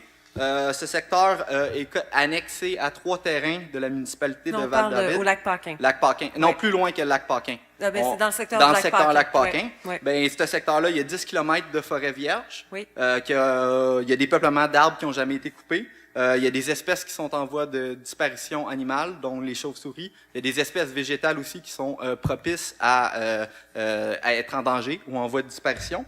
Puis, j'ai appris tout ça, l'expansion du projet, parce qu'ils vont utiliser la ligne existante. Ils vont prendre l'expansion sur... C'est la ligne des Grands Brûlés. Des Grands Brûlés, mais aussi ils vont entamer une nouvelle coupe qui va traverser ce territoire-là, qui va passer sur la propriété du lac Gore, qui est la plus grosse propriété de Val-David. C'est la famille McConley, je crois, qui sont propriétaires. Ben, dans ce secteur-là, j'ai appris ça par la communauté d'Iroquoises de Chelaga qui m'ont contacté. Eux, ils ont été appelés par les gens de Saint-Adolphe. Depuis que les travaux ont commencé, il y a à peu près 2 semaines, ils les ont appelés pour venir intervenir dans le sujet. Puis une des raisons, dans le fond, sont ici, s'asseoir ici en arrière. Bonsoir. Puis la raison pourquoi je suis ici, dans le fond, puis pourquoi eux, ils viennent nous supporter, c'est parce que j'ai lu, dans le fond, le rapport d'environnement que Hydro a déposé. Ils vont installer des pylônes qui vont être capables d'avoir jusqu'à du 720, mais ils vont seulement mettre du 120. Puis tout ça, c'est pour éviter le BAP, qui est dans le fond les réglementations en environnement, qui est demandé seulement si le pylône est de 315 kV. Puis dans leurs analyses et dans leurs dépôts de projet, il y a des espèces protégées qui n'ont pas répertoriées, que moi-même j'ai répertoriées. Il y a des dommages à des milieux humides qui n'ont pas répertoriés. Il y a des tourbières qui vont être affectées, qui n'ont pas été répertoriées. Il y a des forêts rares ou exceptionnelles qui n'ont pas été répertoriées. Puis il y a des potentiels archéologiques qu'il avait dit que, parce que le site du lac Paquin est un site de patrimoine archéologique potentiel. Je vais vous expliquer pourquoi dans 2 secondes. Puis leurs tests qu'ils ont faits n'ont pas été vraiment faits. Ils n'ont fait aucun prélèvement parce que je marche le terrain constamment, je loue le terrain. La ligne, elle passe dans ma première pépinière. Donc, si je comprends bien, vous êtes en train de me dire que le projet va de l'avant malgré toute cette situation-là. Exactement. Et vous aimeriez qu'on fasse quoi? Ben, dans le fond, la raison pourquoi la communauté autochtone est ici, oui. Dans le fond, c'est pour demander du support de vous pour reconnaître que ceci était leur territoire. Et pour faire ceci, je vais citer le site historique de Val-David. Et ceci commence par... ça, c'est quand que les premiers colons sont arrivés à Val-David dans les années 1850. Lorsque, dans la foulée des bûcherons, les premiers colons pénètrent sur le territoire au milieu du 19e siècle, la nature sauvage où ils s'enfonçaient, lacs limpides, arbres centenaires, prairies inondées par des barrages de castors, semblait n'avoir jamais accueilli d'autres visiteurs humains qu'eux-mêmes. En vérité, cette aventure humaine qui s'amorçait avait été précédée par une autre histoire, vieille de plus de 4000 ans, celle de la présence des Premières Nations, premiers occupants de ce lieu. Pour trouver l'endroit exact de leur terre, les agents de la terre de la couronne... si je peux me permettre, parce que oui. C'est super intéressant, oui. Mais là, je veux savoir, parce que l'idée, c'est d'avoir le temps d'avoir tous les citoyens qui posent des questions. Oui. Je voudrais savoir s'il y a d'autres citoyens qui attendent pour poser des questions. Oui. Alors... ce qu'on pourrait faire, peut-être, c'est vous pourriez venir me rencontrer, puis on pourrait regarder ça. Ben, ça peut être après la rencontre ou à la mairie. C'est avec les conseillers. Dans le fond, c'est juste parce que, techniquement, la Société d'histoire de Val-David reconnaît que c'est un territoire Mohawk. D'accord. Donc, c'est une reconnaissance officielle au niveau gouvernemental? Ben oui, c'est un territoire Mohawk, puis la seule chose qu'ils ont donnée, c'est la réserve autochtone, mais c'était pas la bonne place pour leur donner. Dans le fond, eux, il faut juste demander... le support, la signature de vous, pour juste dire que, en effet, notre société d'historique dit que c'est leur territoire. Ils veulent juste qu'on dise que c'était leur territoire. D'accord. Pour aider à protéger le projet. Il faut quand même évaluer les considérations légales d'une telle reconnaissance. Alors moi, j'ai pas les connaissances ce soir pour vous dire oui, d'accord, on va de l'avant. Ben, je vais vous les présenter par la suite. Mais je veux juste dire qu'il y a d'autres formes de protection qui peuvent être appliquées, dont l'établissement d'une forêt rare ou d'une forêt protégée qui a été utilisée à Kiamika pour protéger les territoires. Donc, si je comprends bien, en reconnaissant que c'est un territoire ancestral, et ça donne finalement une raison supplémentaire pour...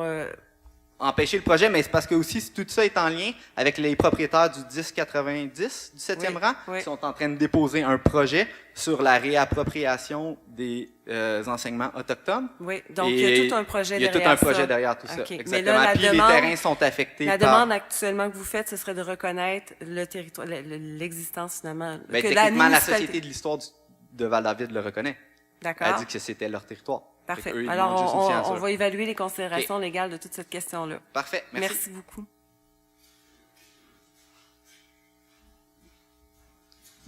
Bonsoir. Félicitations à tous les élus. Mon nom est Jacqueline Rivet, j'habite rue de l'Académie, brigadier scolaire et pocheur de tournesol à temps perdu. Je veux vous parler du développement du projet en plusieurs étapes qui a commencé avec la phase 1. De l'aménagement de la place publique. Ouais. Est-ce que ce projet-là est toujours vivant avec les étapes qui avaient été présentées le 19 avril dernier? Les étapes étant la suite du PPU. Oui, c'est ça. Est-ce qu'on pense, disons, globalement, qu'on va aller de l'avant avec ça? Bien, pour le moment, comme j'ai expliqué à Mme Parent, l'idée, c'est de s'approprier l'aménagement de la phase 1. Okay. Pour ce qui est de la suite, on va voir... C'est sûr que le PPU mettait de l'avant des orientations concernant l'aménagement de tout ce secteur-là, le cœur du village. Ça va être au conseil de voir quel rythme on veut donner à ce projet-là. Et puis, comme on s'y est engagé, l'idée sera de recevoir les propositions de la population, les réflexions, les inquiétudes lors d'une consultation publique éventuelle. Mais pour le moment, je crois qu'on va on va faire la mise au point sur la phase 1, on va se l'approprier correctement. C'est sûr que il y a des idées au niveau de l'aménagement de la patinoire. Il va falloir prendre une décision au niveau de la fondation de la patinoire. Ça fait partie du cœur du village, donc il y aura une décision à prendre à ce niveau-là. Pour le reste, la scène extérieure, la bibliothèque, l'aménagement du terrain de jeu pour les enfants. C'est un gros projet. C'est un gros projet. C'est ça, ce sont des gros projets. À court terme, mon inquiétude, c'est celle dont je veux vous faire part à tous qui démarrent une nouvelle page blanche aujourd'hui. Si tant est que l'ensemble du projet est pour améliorer l'environnement du cœur villageois, on est mal barré. Parce que moi, j'habite dans le cœur villageois et je veux vous dire ce que vous savez déjà. Merci d'abord d'avoir enlevé les toiles dans les hideux frames de métal qu'on a d'en face à l'année longue. Pour moi, je me sens floué parce que j'ai suivi l'évolution de ce projet-là avec beaucoup d'intérêt et d'ouverture d'esprit. Le 19 avril dernier, on nous a vendu, sur les petits croquis qu'on nous a présentés, une plateforme à peu près 18 pouces de haut, démontable, qu'on rangerait à la fin de la saison. Nous avons maintenant un stage où il ne manque que des majorettes, qui va être là à demeure, avec des bâtis de métal. Merci d'avoir fait enlever les toiles. Je connais un Nicolas Lesage qui se fend le derrière en 92 et qui s'est fait beaucoup d'amis dans le village à force de vouloir préserver l'environnement visuel. Et là, on a ça d'en face, nous autres, c'est hideux. Je comprends qu'ils sont fixés, je comprends le pourquoi qu'ils sont fixés là, mais c'est mal parti si on veut améliorer l'environnement du cœur villageois. L'hiver, ceux qui viennent là puis qui voient ça, on peut pas dire que c'est beau. Toutes les car tops là, qui sont dans le côté de la bibliothèque, c'est hideux. Moi, je pense que si la municipalité, et c'est ce que je veux vous soumettre, si la municipalité souhaite investir le montant qu'on investit pour s'approprier ces équipements-là, nous devons, environnementalement parlant, écologiquement parlant, les situer à un endroit hors de la vue lorsqu'ils ne sont pas utilisés. Autrement, là, c'est une catastrophe. Ce que je veux vous porter à votre attention, entre la plateforme de 18 pouces qu'on nous a montrée sur Croquis, qui avait l'air toutes des panneaux qu'on enlèverait, et ça, c'est un nouveau skatepark. Les jeunes se sont appropriés ça. Oui, la halle en bois. Et ben oui, parce qu'il y a des petites interstices entre les planches. Ça fait ça à 2 heures du matin. Il n'y a pas de surveillance. Moi, je vous dis, là, il y a quelque chose là qui est mal parti. Je vous souhaite toute la patience au monde pour m'endurer, parce que je vais être là pour vous le rappeler. Je vous dis, c'est mal barré. Il faut faire quelque chose pour améliorer le rangement des équipements non utilisés durant l'hiver, parce que moi, j'ai l'impression que là, il y a eu une appropriation du cœur villageois par le seul marché pour 12 mois. C'est pas ça que j'ai compris à toutes les assemblées. En ce qui concerne le rangement, merci beaucoup. J'ai un petit bout de réponse. En ce qui concerne le rangement pour la période hivernale, ça va être situé en haut à la mairie. Donc, les kiosques qui sont présentement à côté de la bibliothèque vont être déménagés. Quelle bonne idée. Merci. C'était prévu comme ça. Oui, effectivement, donc ça va se faire. Et puis pour le reste, il y a, quand je parle d'appropriation, c'est exactement ça l'idée, c'est de voir comment on va mettre en place des mesures pour que ce soit harmonieux pour tout le monde, autant au niveau visuel, autant au niveau de l'utilisation que de l'impact que cette place-là peut avoir. Alors, on est dans une église et je prie pour que ça se fasse. Je vous remercie. Bonsoir, Stéphane Schwab. Bonsoir. Je salue un certain nombre de changements qui ont déjà eu lieu pour votre première rencontre. Pas besoin de les nommer, mais en tout cas, moi, j'aime l'idée, notamment que vous nous receviez avant. C'est une première rencontre. J'espère que ça va peut-être plus mis à profit que de rester dans l'informel. Tout à fait. Je pense, entre autres, moi, j'ai vu des citoyens venir ici pour la première fois, puis se dire, mais moi, je vais intervenir sur un point à l'ordre du jour. Oui, mais tu vas intervenir après qu'il soit voté. Exactement. Ça c'est un malaise que beaucoup de citoyens, moi, je suis venu souvent, fait que je suis conscient de ça. J'essaie de dégonfler un petit peu leur ballon quand ils viennent, là, mais je pense qu'il y a façon de mettre ça plus à profit. Déjà, la disponibilité, je la salue avec beaucoup d'intérêt et d'ouverture. Je trouve ça très bien. Puis il y a toutes sortes de petits changements que vous avez faits que je salue aussi. Puis bon, j'imagine que ça va se bonifier avec le temps. Tellement. Vous pouvez compter sur nous. Je lis, j'espère que c'est un conseil, malgré qu'il y a de l'opposition technique. Il n'y a plus d'opposition une fois les élections, il y a de l'opposition avant. Peut-être que ça fait partie de cette tendance-là, le fait que Jean-François soit nommé au conseil en environnement. En tout cas, je le salue aussi, parce que techniquement, il était dans l'opposition. Donc, ça, je trouve ça intéressant. C'est un souhait commun. Ben, c'est parfait, ça commence bien. Je voulais parler, pas nécessairement, mais bon, je vais faire un petit peu de pouce sur le point de Jacqueline, puis les autres points qui ont été faits avant. Moi, je suis surpris là, d'entendre parler du PPU puis des différentes phases, comme si c'était un engagement à aller de l'avant. Moi, je l'ai déjà dénoncé, ou en tout cas soulevé. Pour moi, il n'y a eu certainement pas une large consultation là-dessus, encore moins un consensus, encore moins un appui de la population. Quand vous êtes allé de l'avant avec la phase 1, j'étais surpris, je l'ai dit au micro ici. Oui. Puis quand on parle des autres phases, je suis encore plus surpris. Pour moi, il n'y a pas d'autres phases, ça n'existe pas. Peut-être que ça existe pour vous, mais pour moi, ça n'existe pas. Là. Pour moi, j'ai jamais pensé qu'on démolirait le garage municipal, qu'on démolirait la bibliothèque, qu'on construirait une autre bibliothèque, qu'on agrandirait l'hôtel de ville. Tout ça, j'ai jamais pensé que c'était vrai. J'ai toujours pensé que c'était une lubie, parce qu'on n'a jamais vraiment participé à ça. Puis quand la phase 1 s'est mise en place, pour moi, il n'y avait pas de phase 1, il n'y avait pas de phase. D'accord. Je vous le partage. Mais je l'ai déjà dit ici, la consultation qu'il y a eu pendant les vacances de la construction, il y a 2 ans ou 3 ans, c'était pas une consultation, puis on ne peut pas bâtir là-dessus. Puis aujourd'hui, on en a la preuve, puis on va en avoir la preuve beaucoup dans les prochaines semaines puis dans les prochains mois.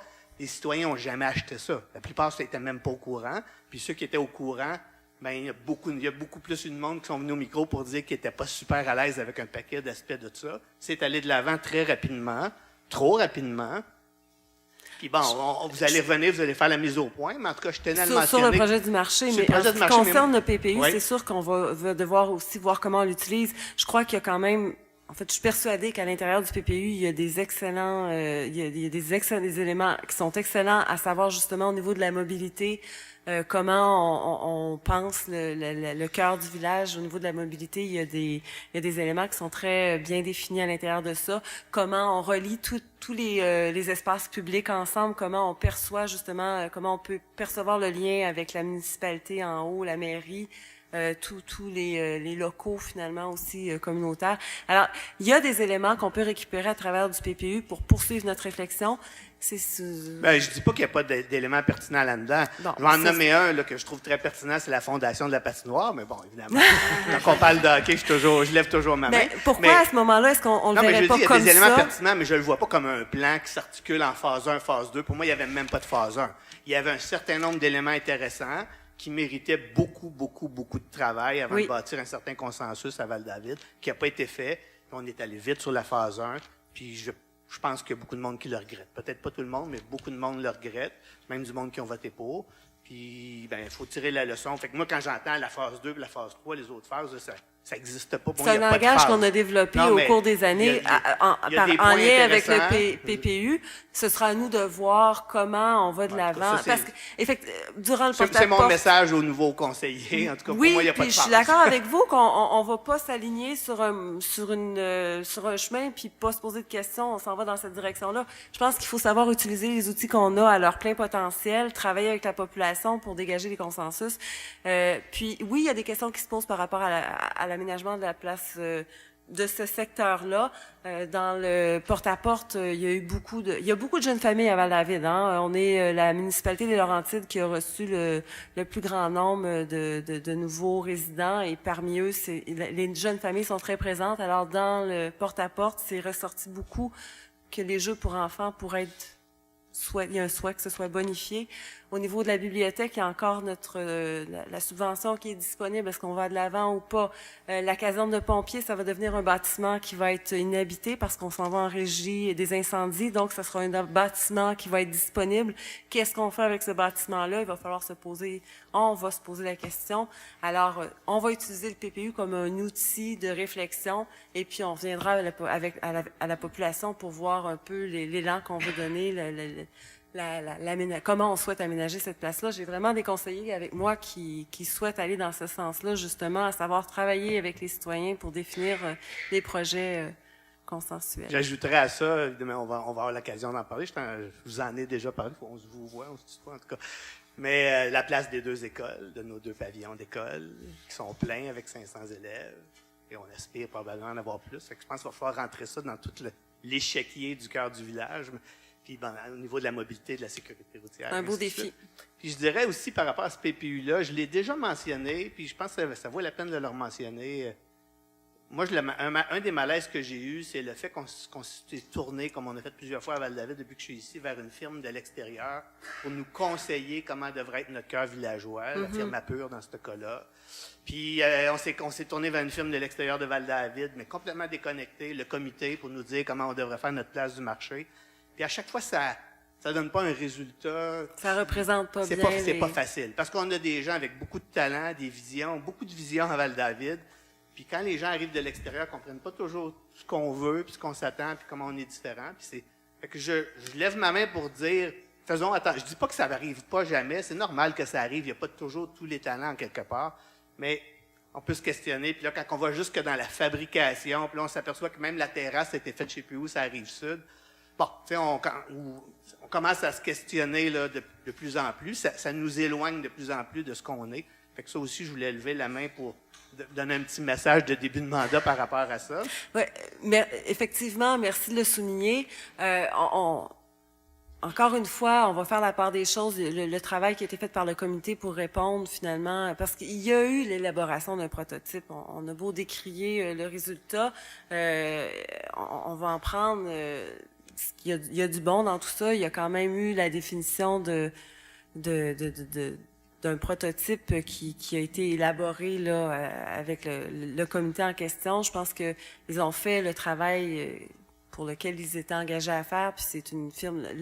Le prototype en question en ce moment est en nomination pour un concours de design international. Donc, je pense qu'en soi, ils ont fait quelque chose qui est beau en termes de design. Peut-être qu'il va y avoir un marché secondaire intéressant pour nos quoi qu'il en soit, deux trucs. Quoi qu'il en soit, l'idée c'était vraiment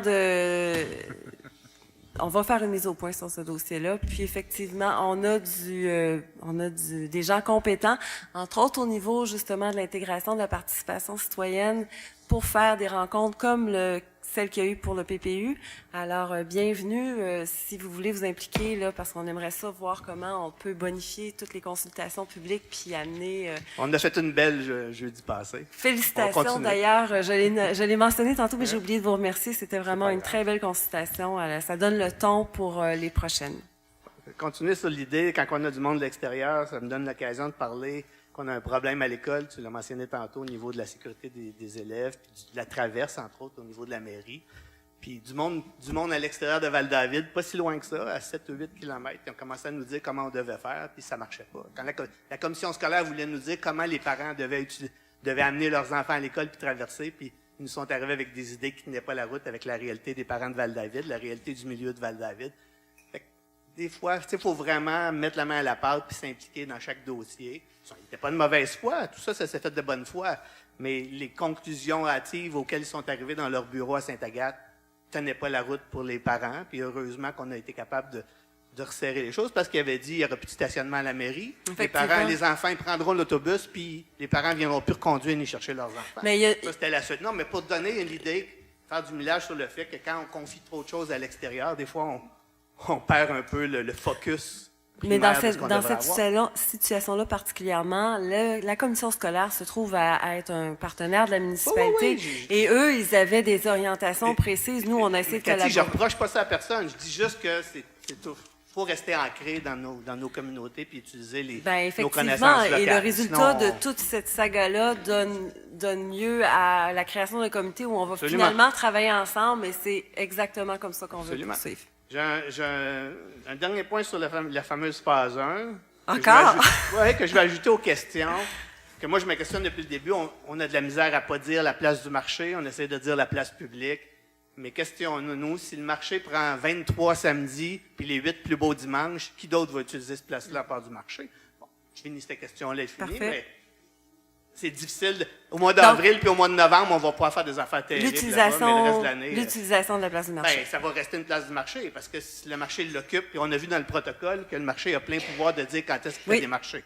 Puis comme je l'ai mentionné, c'est un travail en cours, donc ça va être à nous de voir comment on se l'approprie puis comment on l'utilise au niveau communautaire, au niveau des loisirs, au niveau du camp de jour, au niveau de la bibliothèque, de l'école, des citoyens en général. J'ai une question sur le prolongement des services des rues Ulrich Miller et Ernest Brousseau. Oui. J'ai entendu qu'il y avait eu des arrêts de travaux à cause que le dynamitage était en même temps que le millimètre impôt. Tout à fait. J'imagine que tout ça, les dates de millimètre impôt sont connues longtemps d'avance.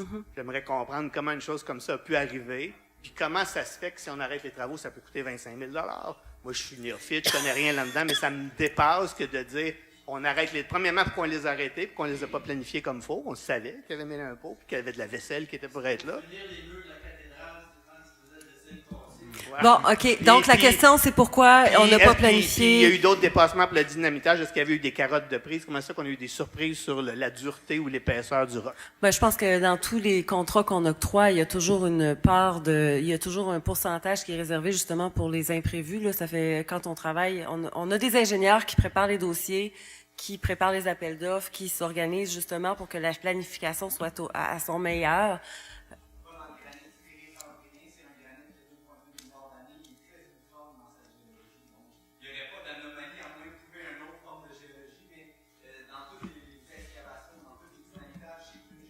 Bon, parfait. Donc, on n'aurait pas dû avoir de surprise. Moi, je vous donne l'information que j'ai.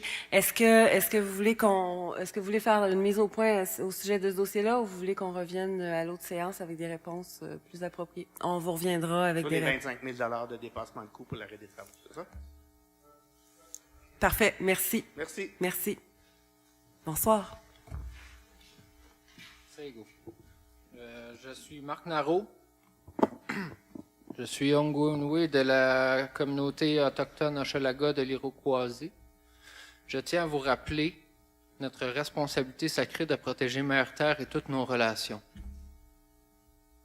Nous prenons sérieusement notre responsabilité sacrée de protéger Mère Terre et toutes nos relations. J'aimerais, avant de continuer, laisser la parole à mon chef, Daniel Blackfeather Larmand. Merci. Merci.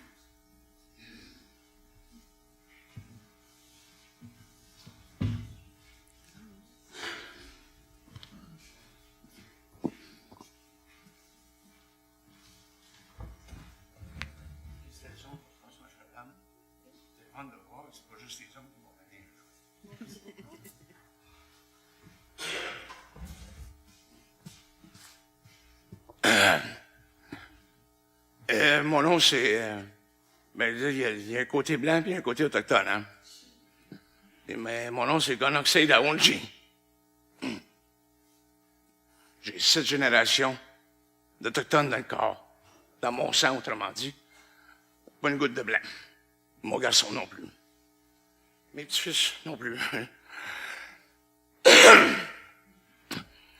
Moi, ce qui m'étonne, c'est que il y a un gros problème avec Hydro-Québec. J'aime pas ça, j'ai comme, on dirait que j'ai les dents en face. Avec Hydro-Québec. Avec le projet qu'ils veulent faire. Des pylônes qui n'ont pas besoin. D'électricité qui n'ont pas besoin. Ben, c'est pas vous puis moi qui vont en profiter. C'est les grosses poches en haut qui vont en profiter. C'est drôle de voir dans la salle. C'est la deuxième salle que je fais dans les municipalités. C'est drôle de voir comment est-ce que vous portez d'intérêt à l'environnement. Vous êtes chez nous. À la première venue de vos ancêtres, vous avez été accueillis chez nous. Il y avait des règles qui ont été établies avec les temps. Pour répondre à une des questions, les gens se demandent pourquoi il y a des inondations.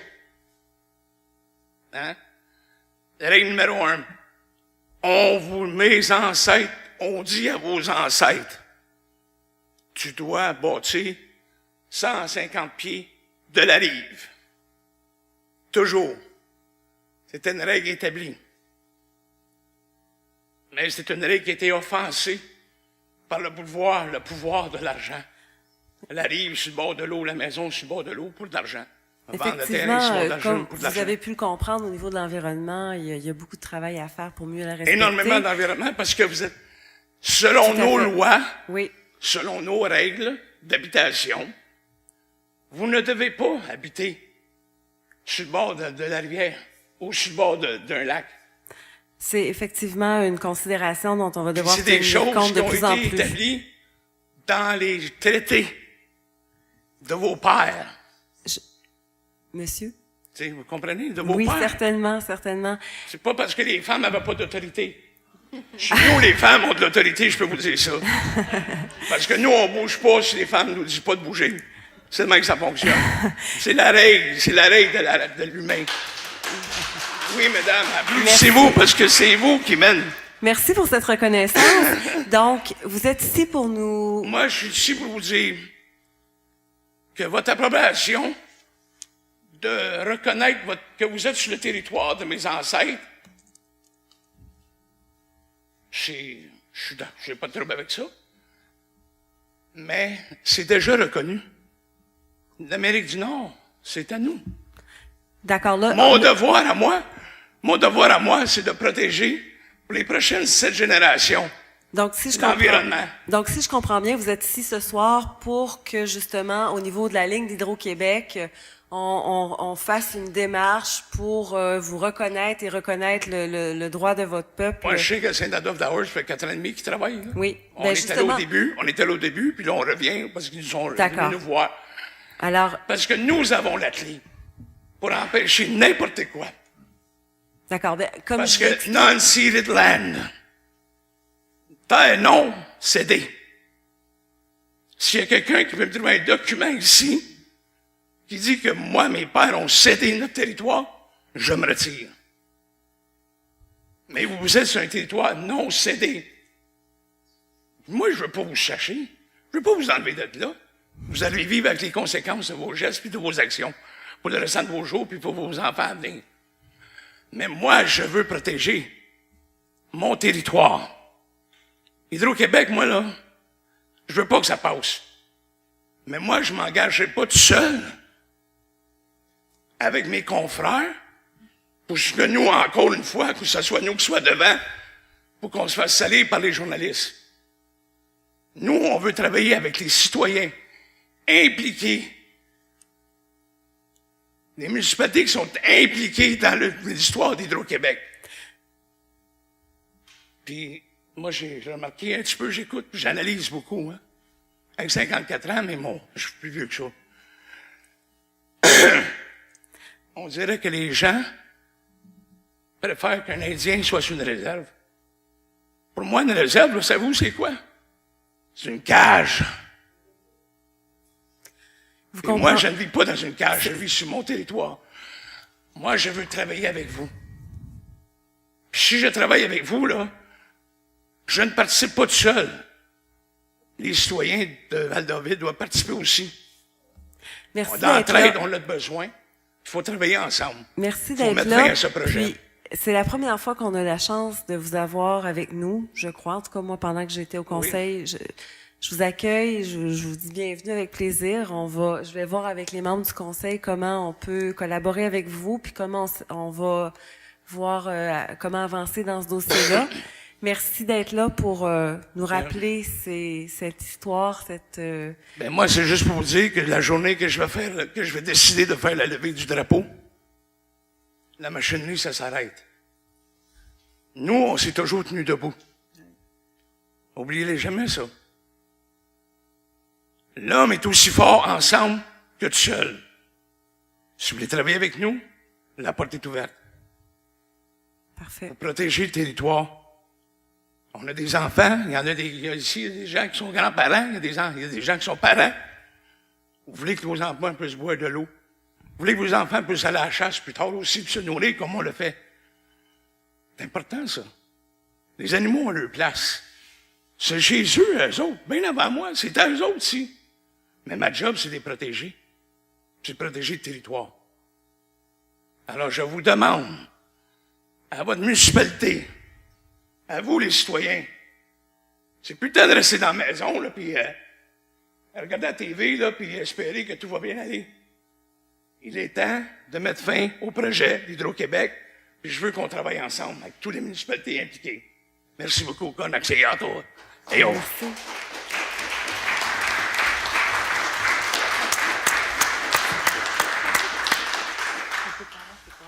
Non, vous allez rester. Jérémy, vous allez rester après. Je suis Marc Nareau, directeur de la protection du territoire et de l'environnement au sein de la communauté autochtone Hochelaga. Oui. J'ai dernièrement parti à une levée de fonds. C'est pour ramasser des fonds, puis les municipalités aussi doivent s'impliquer.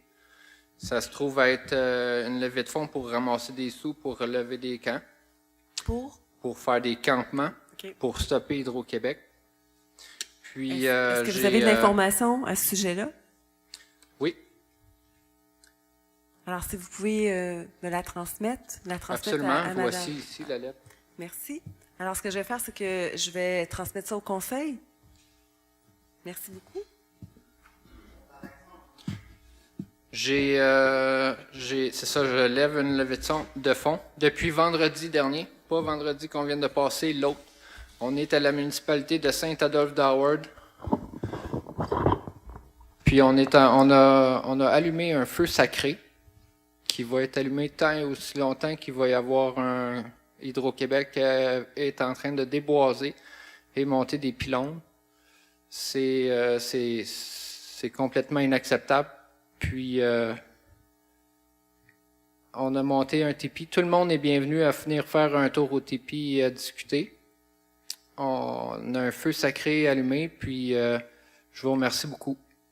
S'il y a des questions, nous, on est au tipi à Saint-Adolphe-d'Howard, au club de plein air. Donc, les gens peuvent aller vous rencontrer Absolument, là-bas. en tout temps. Le feu est allumé 24 heures sur 24 depuis vendredi, l'autre semaine passée. Parfait. Puis tant et aussi longtemps qu'Hydro-Québec va être là, nous, on va être là. Merci. Je vous remercie, M. Naron.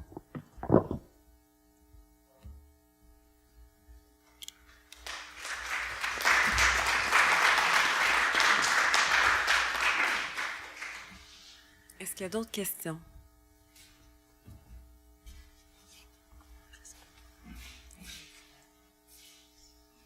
Bonsoir. Bonsoir.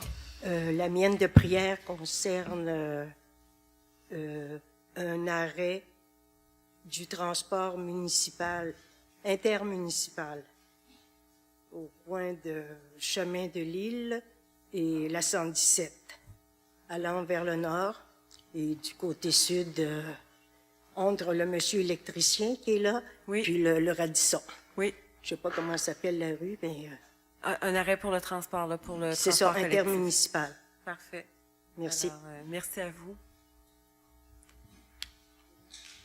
Est-ce qu'il y a d'autres questions? Alors, on serait prêt pour la levée de l'Assemblée. Avant de passer la parole à Mme Paquin, je vous remercie d'être là en grand nombre. Je vous remercie de nous faire confiance. On va évaluer justement dans la définition, la bonification, comme l'a si bien dit M. Schwab, du déroulement des séances. Et puis, je vous souhaite une bonne soirée. J'espère que vous allez être des réguliers. Mme Paquin. Alors, je propose que la séance ordinaire du 21 novembre 2017 soit levée à 21h26. Bonne fin de soirée. Merci.